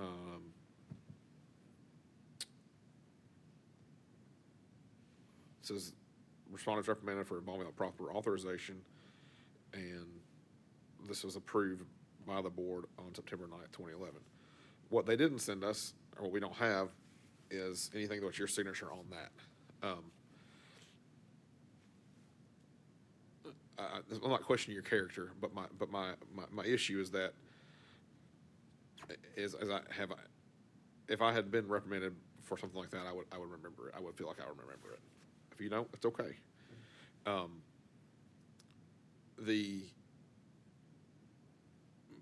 guess my thing, or my concern, and this is what they sent to us, and so the original, the insurance one has an assigned consent order. It was done in the same year, and then the other one doesn't have anything signed. So I guess when you left your employment at that funeral home, you left under good terms, no issues or anything. You resigned your position and moved to the homestead, or what you said, family farm. Family farm, yep. There's no signed consent order or anything with this. So I'm inclined to believe that he doesn't remember it. When we got the certification from the primary source, which is the Iowa board, and it marked yes a disciplinary action, then it referred us to a website, which I went to looking to see what that was, and on the website there were these 2 separate documents. And Mr. Simon told me he didn't remember the first one. And I asked him multiple times for each and every, to make us aware of each and every one. Because I know one of them is not signed, so if he was gone, he might not have known about it. The other one is signed, and it contains a signature of his name on the other one. And that,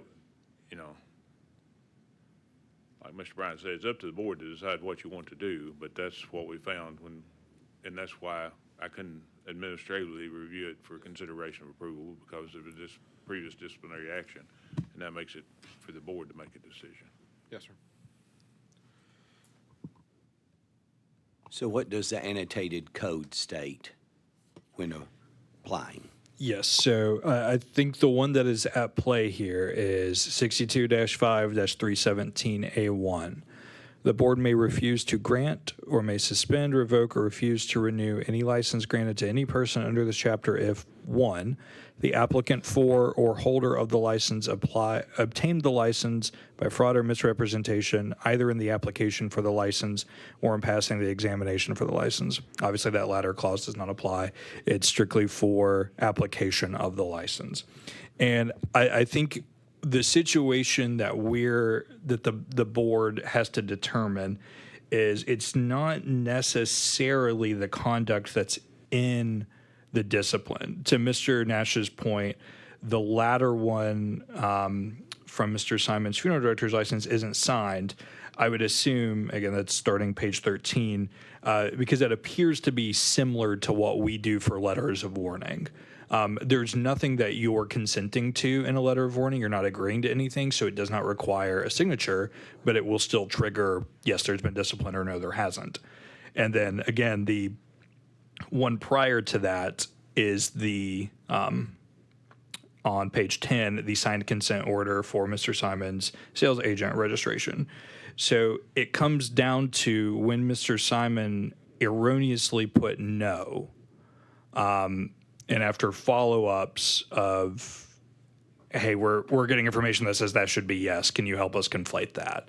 I use this phrase not to, address anyone's character, but more so just to make the point. It's less the cause, more the cover-up, so to speak. Not saying that Mr. Simon covered it up, but it's putting no on that application. And then after attempted follow-ups to, hey, can you contact Iowa? Can we figure out what's going on so we can let the board know? We, again, just kind of got that repeated, I don't know, I've never seen this before. And I believe in the remainder of this packet are email change with Mr. Gribble and Mr. Simon, where I feel as if Mr. Gribble was fairly clear that we need something, and each iteration was kind of a continued, I don't know, I've never seen that before.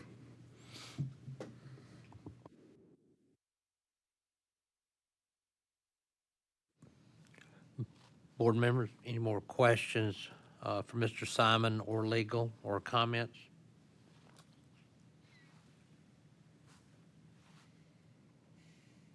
If not, I'll entertain a motion.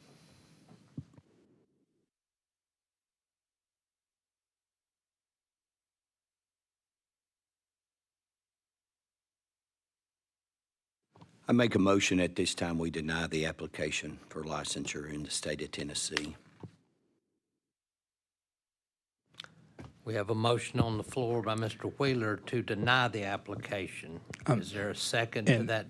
Sorry, I don't mean to jump in. Would just ask that in the motion you state the grounds for the denial, which if it's the one we discussed before would be 62-5-317A1, or any other grounds that you feel may apply. So with my motion, I'd like to add in that I'm asking that the motion be denied for the application on the basis of 62-5-317-A1. We have a motion on the floor. Is there a second to the motion?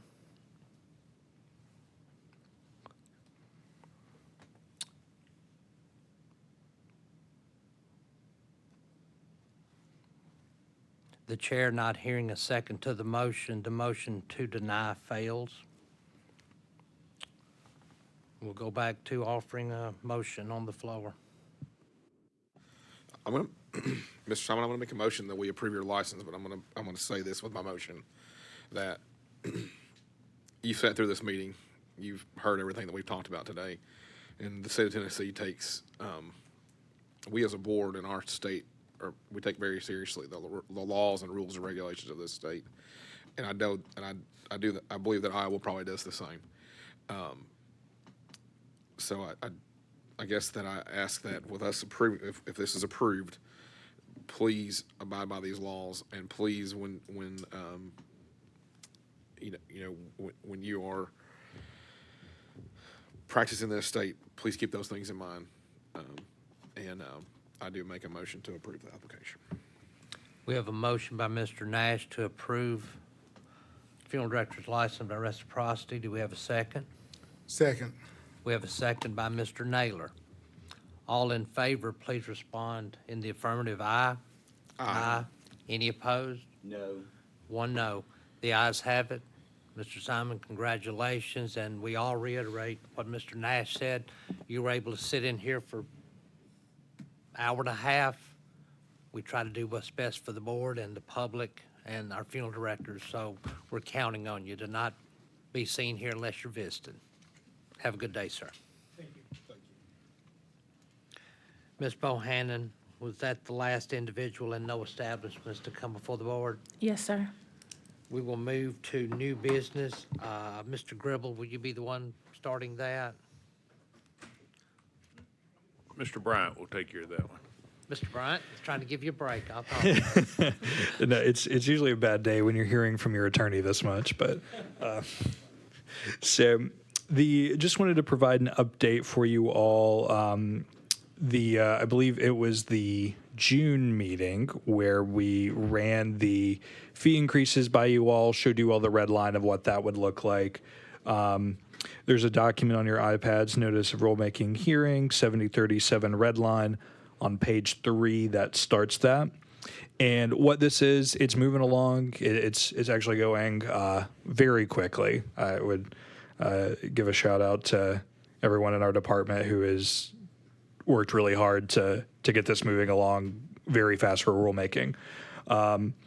And just wanted to, more than anything, give you all an update about where we are. I know previously the board had expressed some concerns about the cost of some fees. This is with that feedback in mind. We have to, it's in a tricky spot where we have to make the math work to where, cause I think the last thing anybody wants is to raise fees and then just have to come back and say, oh, it wasn't enough. I'm sorry. We're going to raise again.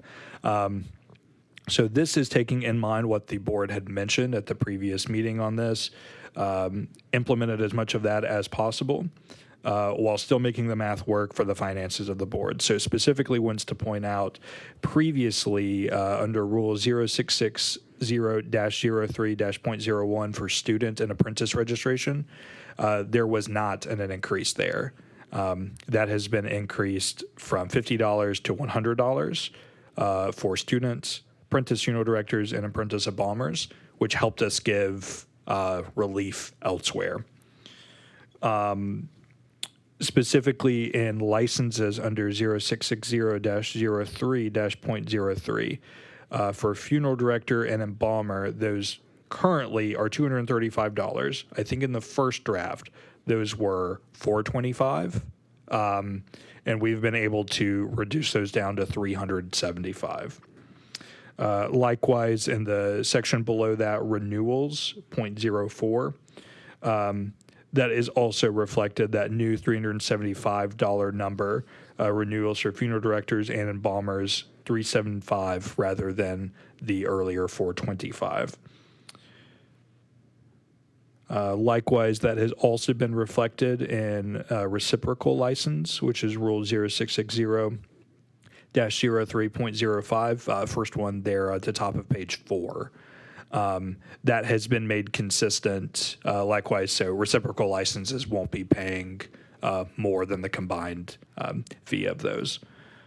I believe those were the updates, and I think more than anything, the point of this is that I know, as we discussed last time, nobody likes raising fees, and we know that you all as individuals on the board and also being licenses are very well plugged in about what is kind of the reality. I think you're the perfect cross-section of those people who will understand the reality of those fee raises, but also understand from the licensee's perspective how that feels.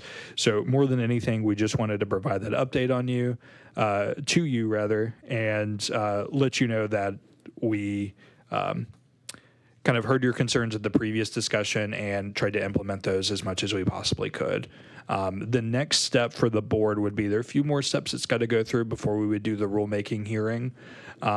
So this, again, just like last time, is not your last chance to thumbs up, thumbs down. This was just an update and would just need a vote from the board to to proceed, and then we can keep going and get it to rulemaking. And happy to answer any questions. I want to just thank you. Of course, the phone rang when we went home last time, but, we understand that we had a period where fees were reduced, and we've done that as long as we can, and we appreciate you hearing us and going back to the upstairs folks and making it, a little better. That's a better pill for us to swallow, and I appreciate what you did. I guess we don't have to do anything on board fees. We just need to authorize for legal to proceed with rulemaking hearing. Correct. Okay. Yes.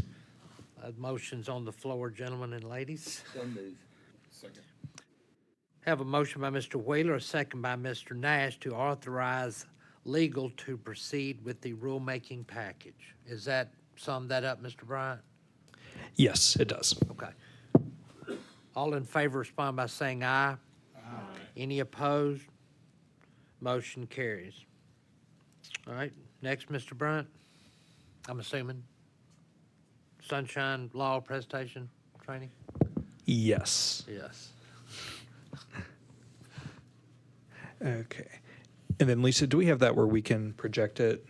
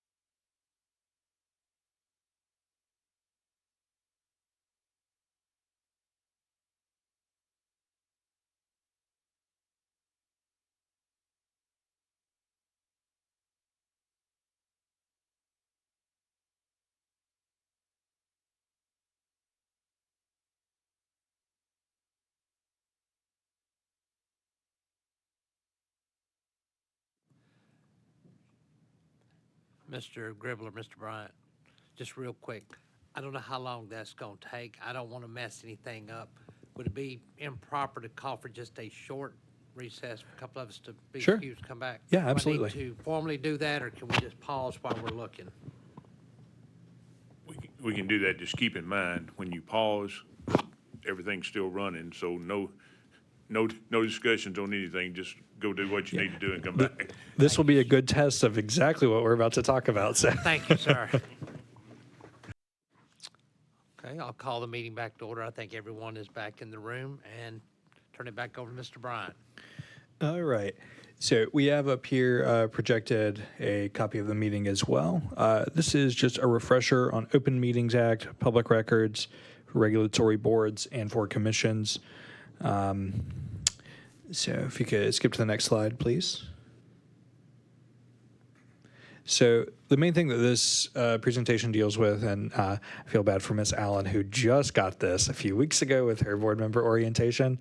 So she's an expert. If you have any questions, just ask her or me. But so in short, this refers to sunshine laws, where just as the name implies, it's the concept that government and boards and commissions should do everything out and open in the public to where the public can watch, participate as they choose to do so, and that nothing is done secretly. It's all about open, transparent government. What good is a legal refresher without a good disclaimer? I won't read all of that, but this isn't legal advice. This isn't, guaranteed to be the most accurate legal put together presentation in the entire world. Just a refresher for you all to have that. All right, so we'll start with the Public Records Act, and this refers to Tennessee Code Annotated sections 10-7-501 through 10-7-517. So what is included in public records for a board or commission? Well, that would include documents, things like papers, letters, maps, books, media, photographs, microfilm, film, sound recordings, electronic data even falls under that. Public record, what is considered a record, is very broad, and that's kind of the point of the statute, is that generally speaking, it's going to be implied or interpreted broadly. A lot of things constitute a public record. Next slide, please. Thing that does not are the devices or equipment where the records are displayed. So your iPads, for example, that information would not be considered a public record, the device itself. Next slide. And for Open Meetings Act, these are statutes 8-44-101 through 8-44-1112. Open Meetings Act, we'll go over a few things on this one. This is a little more robust, where I think the main takeaway for public records is that is it not the device you're looking at a record on? If the answer to that is yes, then it is probably a public record. The statute intentionally is very broad. So in this one, a little more nuance of, we'll go over what is the Open Meetings Act, what is considered a meeting, what's not considered a meeting, what's required for a meeting to be covered by the Open Meetings Act, and then what happens if the board does violate that. So Open Meetings Act definition, that's under 8-44-101A. Next slide, please.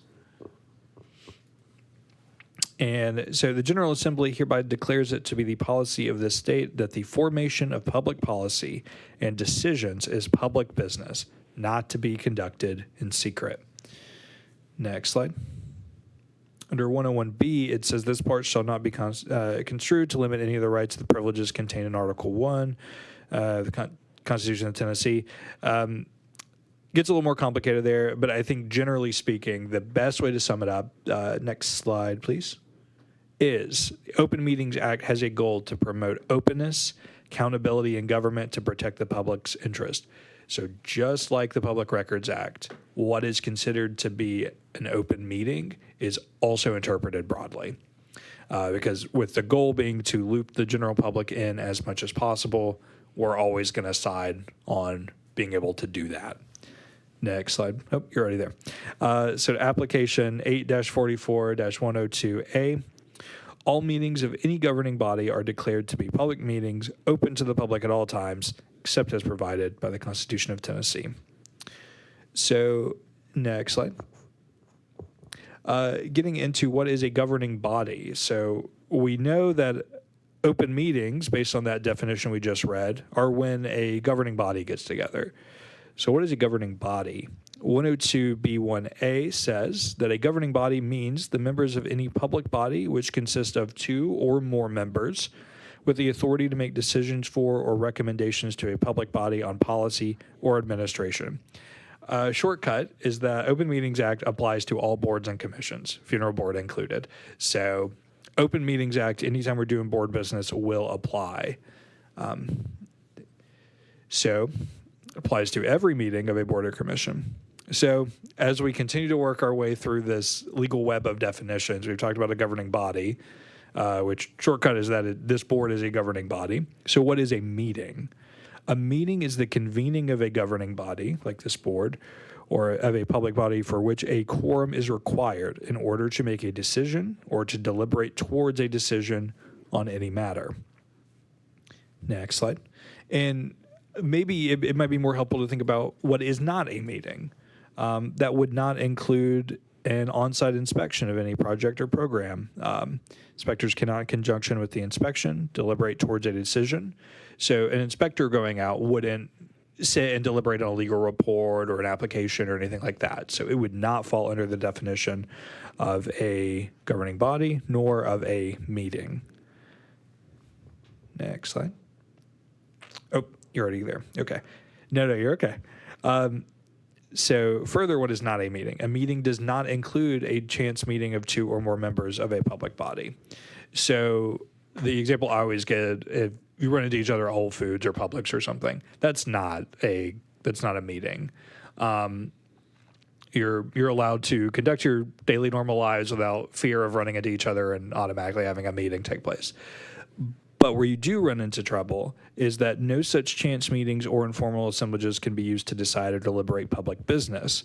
So, for example, if you do run into each other at Publix and say, hey, that last one in the legal report was pretty crazy, I think we should bring that back and we should talk about it again. The second two people that are on the board start talking about board business, that's when we get into, if you remember back to the definition of governing body, two or more. So if you run into each other at Publix, ask how each other families are doing, that's okay. But when you're talking about board business, all it takes is two of you to have that conversation, and then it's a governing body, it's a meeting, and because it's those things, it needs to be out and open to the public, not in the frozen section of Publix. So yeah, essentially to restate that, you can share a meal together, so long as public business is not conducted or discussed. Next slide. So more examples, not a meeting, lunch breaks together, restroom breaks, smoke breaks, recesses between morning and afternoon sessions, adjournments between days of multi-meeting. All of those are times when board business should not be discussed. The quickest way to just keep, if I were to have to one sentence for this section is just board business should be discussed when you all are up here and the recordings are going, only then, never any other time. That is just the easiest way to avoid any trouble. So there are two kind of little wrinkles here about kind of unusual situations. The first one is in 103A and B, regular meetings and special meetings. Those count as meetings. They're still subject to the OMA. So a good example of that this board did recently is we did a electronic meeting recently where we only had one item on the agenda. That was a special meeting, but we still have the requirements, as Mr. Nash pointed out on the agenda, a representative still has to be here in this room. So if an individual wants to come, they have a place to go and watch that meeting be conducted. No meeting with this board is ever done in private and secret. It's all open to the public, even if it's online only, even if it's special, even if we're meeting for only one reason, or not at the regularly scheduled time. All of those still count and are subject to the OMA. The only exception to that is the executive session, which are fairly uncommon. They do occur. So those occur when one or more members meet with the board's attorney. So I've got to be involved for it to be an executive session, or someone with legal. The board is under lawsuit or has been threatened with suit, and the members ask their attorney questions related to such suit. So what it is basically is, hey, we have upcoming litigation, or we're involved in litigation, or maybe we have questions about that. You can ask your attorney those questions, not in a open meeting. That's an executive session. But what you cannot do is deliberate about any specific matter before it, or potentially before it in any executive session. So the best example of that is, okay, we've had an executive session, we've asked those questions. Now let's talk about number 10 in the legal report before we get there. You can't backwards, you can't through the back door have board business through the guise of an executive session. That conversation just needs to be board members asking their attorney questions about the ongoing or possible suit. And this premise goes pretty far. So, for example, oral interviews conducted by the Civil Service Commission of Maury County with persons applying for jobs within the classified service of the Sheriff's Department. Even those come within the provisions of the Open Meeting Act. That's enough to hit all of those definitions of a governing body, of a meeting, of deliberating, things of that nature. So if a member emails, the chair says, here's a news article, or I'd like something included on the next agenda. That's, let's see. So that would be permissible. That's not discussing specific board business. That's not saying, hey, here's something we should do or not do or anything like that. The key there is deliberating. Where you would get in trouble is something like at the bottom. Here's a news item about one of our licensees. We should consider revocation. At that point, you're deliberating. You're discussing board business or board action.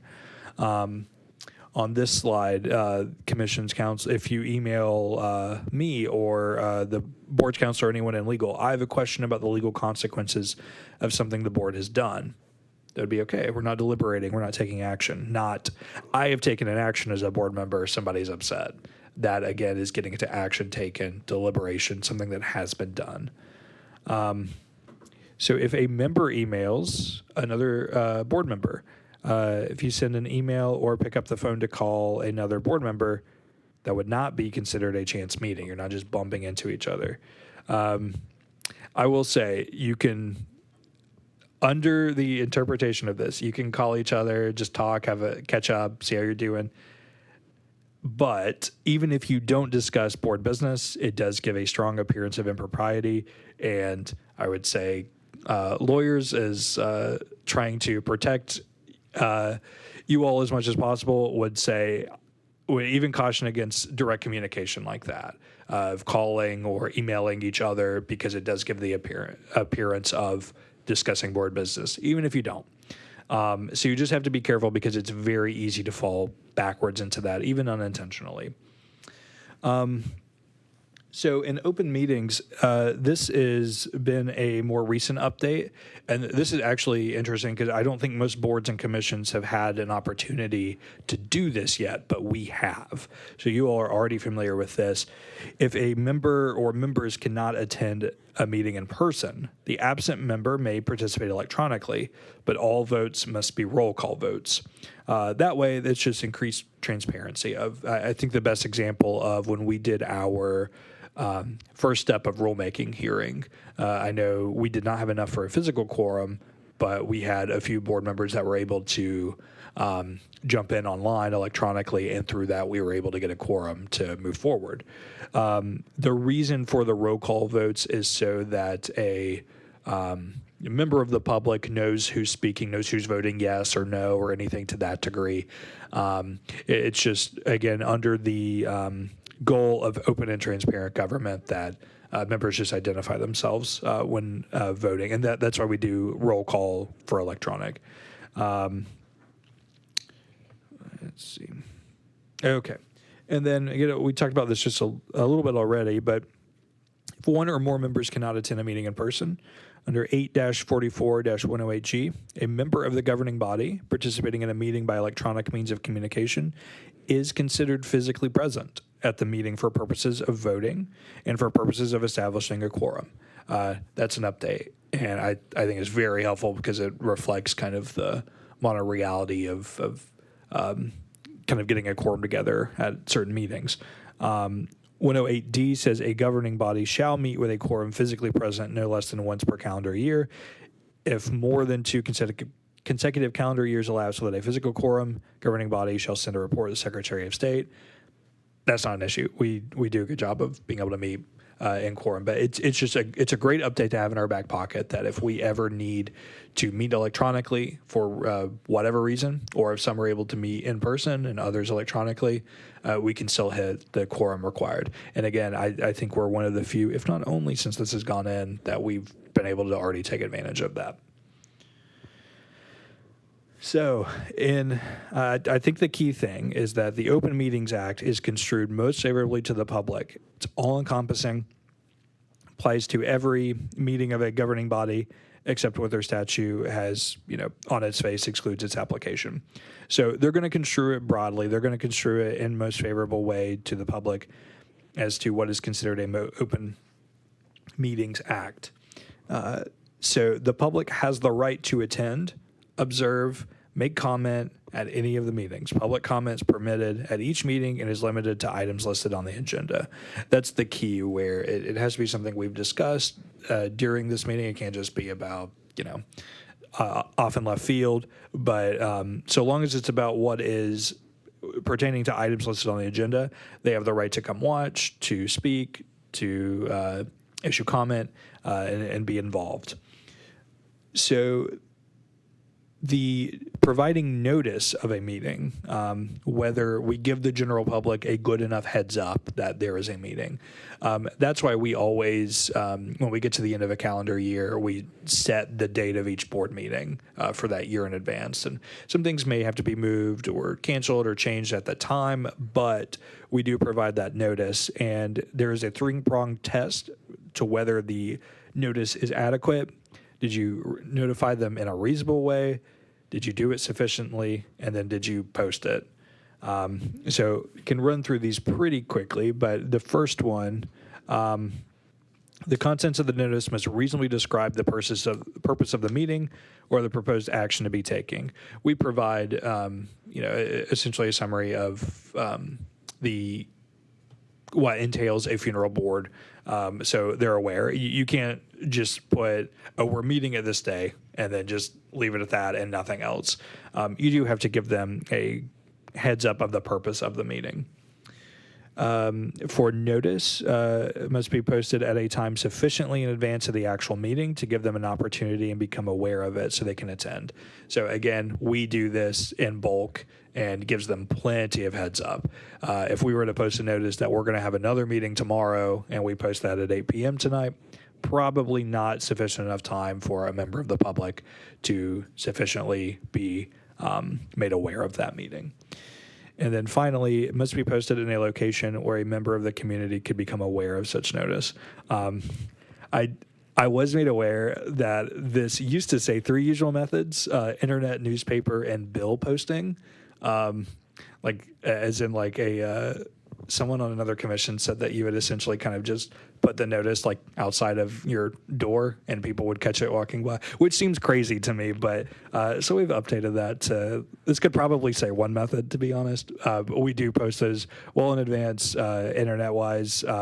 Those are the specific information is usually made available a week prior to the meeting. But again, with the date, time, things of that nature, months and months in advance. So the public's well informed. Posting a notice online to meet the adequate public notice requirements is contingent on facts and circumstances. It would be essentially, it's just whether the location would be one where members of the public could become aware of it. Again, usual practice is to publish that notice on the board's website and the department's website. So no single one of those 3 prongs is more important than the other. It's all facts and circumstances. They weigh all of them together. No single factor is dispositive. So not that this would ever happen, but just as a hypothetical, if this board ever did violate the Open Meetings Act, 2 things would result from that. One, the legal effect would be null, that anything the board decided to do, decide any of the legal reports, any applications, anything we did where we didn't give proper notice, it just wouldn't have happened. And we've got to do it all over again. And if that person who was affected or upset or whatever the cause may be, if there were a legal effect that we had to go through litigation on, it would be possible for costs and attorney's fees to be assessed against the department and the board. Not something that we ever want to happen, not something that will ever happen. I know, because we're going to always abide by that, but it's definitely to be avoided. It's, I think, just a testament to how important open and transparent government is and how seriously the state takes that, and rightfully so. So just in the shortest way possible, Open Meetings Act is designed to make sure all board business is conducted in a way accessible to the public. It applies to you both collectively as an individual member and also collectively as a board. All gatherings of more than 1 member are meetings and are covered by the Open Meetings Act, including regular, special, and emergency meetings, and include committee and subcommittee meetings. The only exception is the executive session, which is the opportunity for you to ask your board attorney questions. But again, even there, you're not allowed to deliberate or to decide. For every meeting, you must give adequate public notice in content, location, and time. If any of that's violated, all acts are void, and costs of litigation and attorney's fees may be assessed. And then we'll close with NC Board of Dental Examiners versus the Federal Trade Commission. So this was a interesting case where the North Carolina State Board of Dental Examiners issued a cease and desist to 47 non-dentists about teeth whitening. In response, the FTC, the Federal Trade Commission, filed a complaint alleging that the board violated antitrust laws by unilaterally ordering non-dentists to stop providing whitening services. Board argued that it was state action immunity, and the board lost on that argument. They went all the way to the Supreme Court, and the FTC won. So essentially, the United States Supreme Court rejected that argument that they were state action immune because the board did not receive active supervision by the state when it interpreted the act as addressing teeth whitening and when it enforced the policy issuing cease and desist letters to non-dentist teeth whiteners. State agencies are not simply by their governmental character sovereign actors for purposes of state action immunity. So what is active state supervision? Next slide, please. So this will be a little wordy, and then I'll translate it as best I can. But the inquiry regarding active supervision is flexible and context dependent. Active supervision need not entail day-to-day involvement in an agency's operations or micromanagement of its every decision. Rather, the question is whether the state's review mechanisms provide realistic assurance that a non-sovereign actor's anti-competitive conduct promotes state policy rather than merely the party's individual interests. And that last clause is the important one. So one of my coworkers, I think, said it exceptionally well. It essentially comes down to the board's role is to protect the consumer, not protect the industry. In NC Dental, kind of part of that issue is people who were not dentists were doing teeth whitening procedures. And the dentist said, hey, that's dentistry. You're not allowed to do that without a license. And the board said, look, you're not protecting consumers from anything. You're protecting the industry because whatever teeth whitening businesses you're doing, you're losing. Essentially, it's almost a stay in your lane statute. The board's not allowed to regulate the entire field rather than just protecting the consumer. And determine whether decisions being made are being made in the interests of the public. So to come back here, TCA 4-4-1265 establishes supervising officials. So who is a supervising official? It's a commissioner or chief executive officer of the administrative department under which the regulatory board operates or to which the board is administratively attached, or commissioners or officers designees. The role of that supervising official is to ensure that the actions of regulatory boards that displace competition are consistent with a clearly articulated state policy. And you may ask, what is a clearly articulated state policy? Statutes, essentially, is one of them. So I think the easiest way to help determine that is always say that at the end of and I think this board does an exceptional job of this. I had a few instances of asking today where if you're taking action, if you're assessing a civil penalty or going to approve or deny licensure or anything to that regard, what statute do you have to pair with that rather than just, my gut says this, we're going to do this today, or I'm going to make a motion that we do this. As long you need to have a statute or some law or rule or something to pair along with that. So going back to the supervising official, other than in rulemaking, the supervising official shall evaluate whether the action may constitute a potentially unreasonable restraint of trade that requires further review. So there is a mechanism in place where this gets reviewed if a board or a commission were to make the wrong decision on that. So if it is determined that an action requires further review, provide notice to the board within 10 business days that the action is subject to further review. Review the full evidentiary record regarding the action, and if necessary, supplement that record or direct the regulatory board or other involved persons or entities to supplement it. Conduct a review of the substance of the action, de novo, which just means fresh. You're just looking at it, you're do-over, essentially. And on the merits, and in writing, either approve the action, that it was okay, that it wasn't, you didn't go out of your lane, so to speak, remand the action, to let the board come back and decide it again, or to veto the action of just, no, we're not going to move forward in that way. So I know in particular that one, incidental, can be confusing. It's a lot. And anytime you're having to parse through a Supreme Court holding, even with the benefit of law school, this can be very tricky to parse through. But at the end of the day, it really just comes down to the funeral board's role is to protect the consumer, not protect the funeral industry, so to speak. And that so long as the board kind of stays in that lane rather than drifting out into industry concerns, then we should be just fine running afoul of that. So, of course, I think you all have my information, but if not, there it is. If you have any questions or anything, feel free to email me. Feel free to give me a call. Do have a pop quiz. If you had a question and you emailed me, would you CC all of your board members? Yes or no? I heard the right answer. The answer is no, because that would be exactly. That does include emails.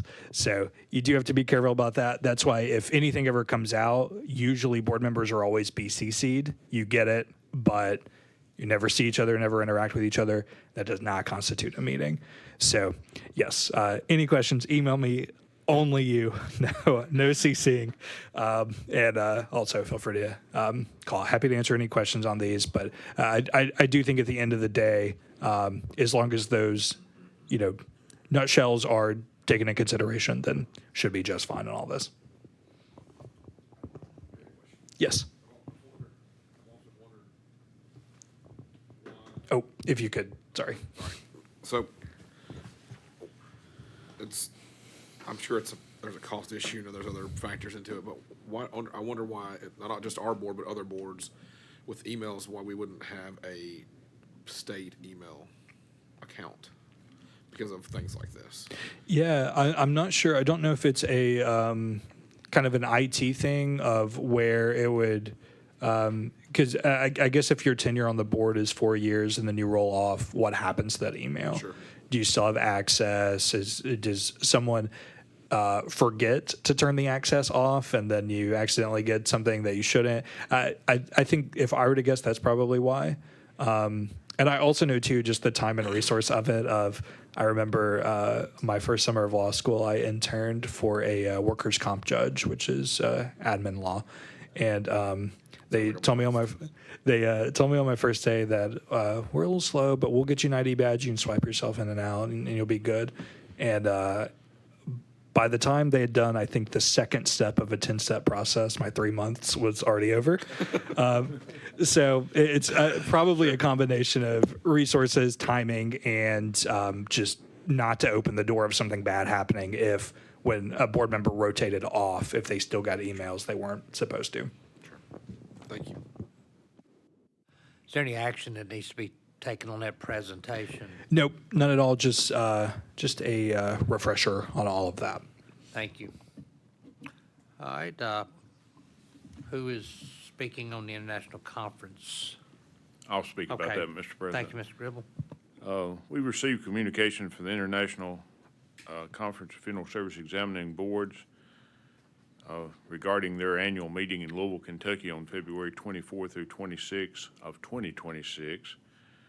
And they want as many member boards to be represented as possible. The conference awards 2 delegate grants to each member board to allow a board member, board staff, or it can be the board attorney to attend an annual meeting. And then each board is responsible for determining the awarded delegates.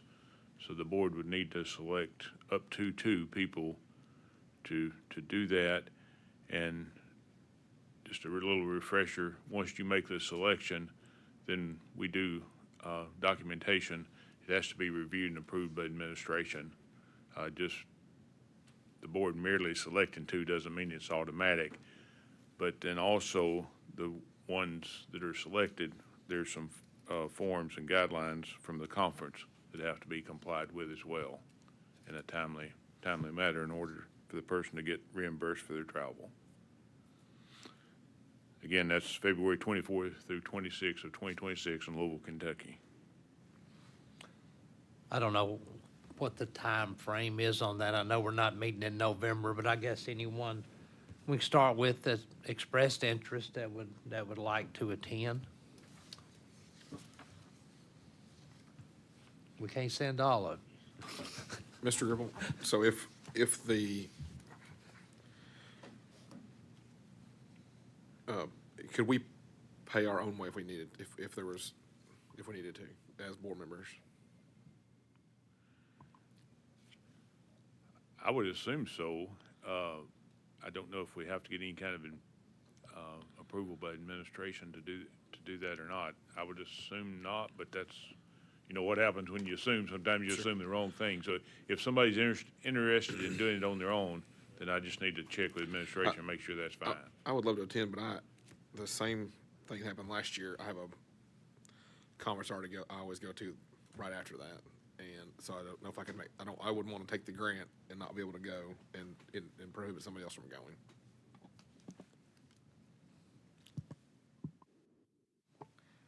I could go.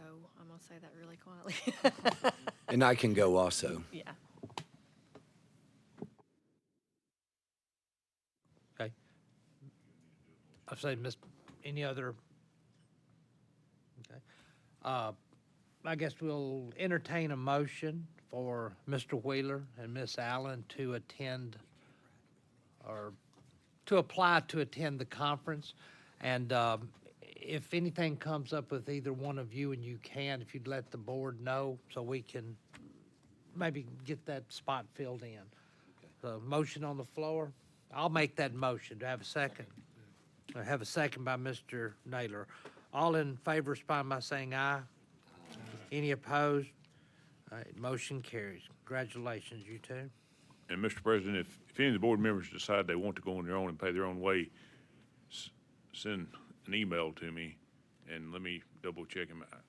I assume it's fine, but I'd rather I may- err on the side of safety than. I may double check with you about that because I wanted to go last year and couldn't, and so I got to double check on the other thing. So Okay, just let me know and I'll be glad to check on it.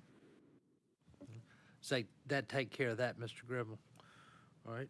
Last thing we have under new business, it's October. Of course, we won't be meeting in November. We'll come back in December.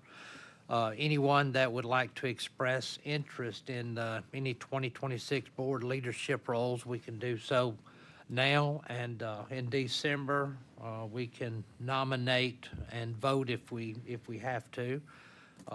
I'd like to just start off, Mr. Naylor.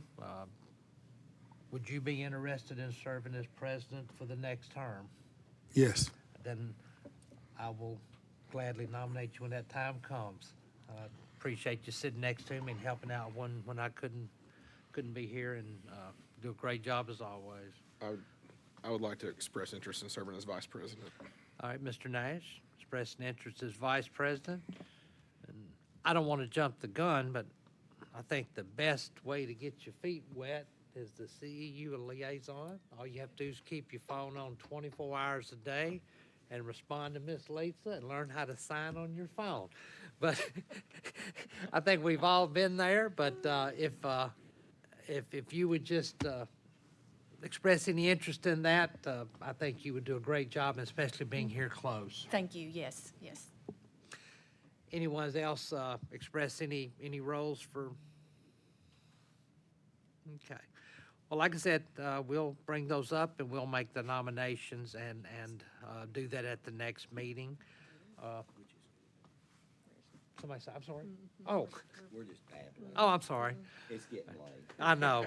I'm trying to move. Mr. Gribble, Mr. Bryan, anything under new business that we need to touch base on? Okay. Nothing I'm aware of, sir. Miss Lisa, do we have anyone sign up for public comment? If they do, I think they've left. So, No, and there's nobody in the chat either. thank you. Joseph, anything to say? All right, the chair will entertain a motion to adjourn, and the next meeting will be December 9th, 2025, Nashville, Tennessee. That motion out there? So move. Have a motion by Mr. Wheeler and a second by Mr. Nash. Meeting adjourned.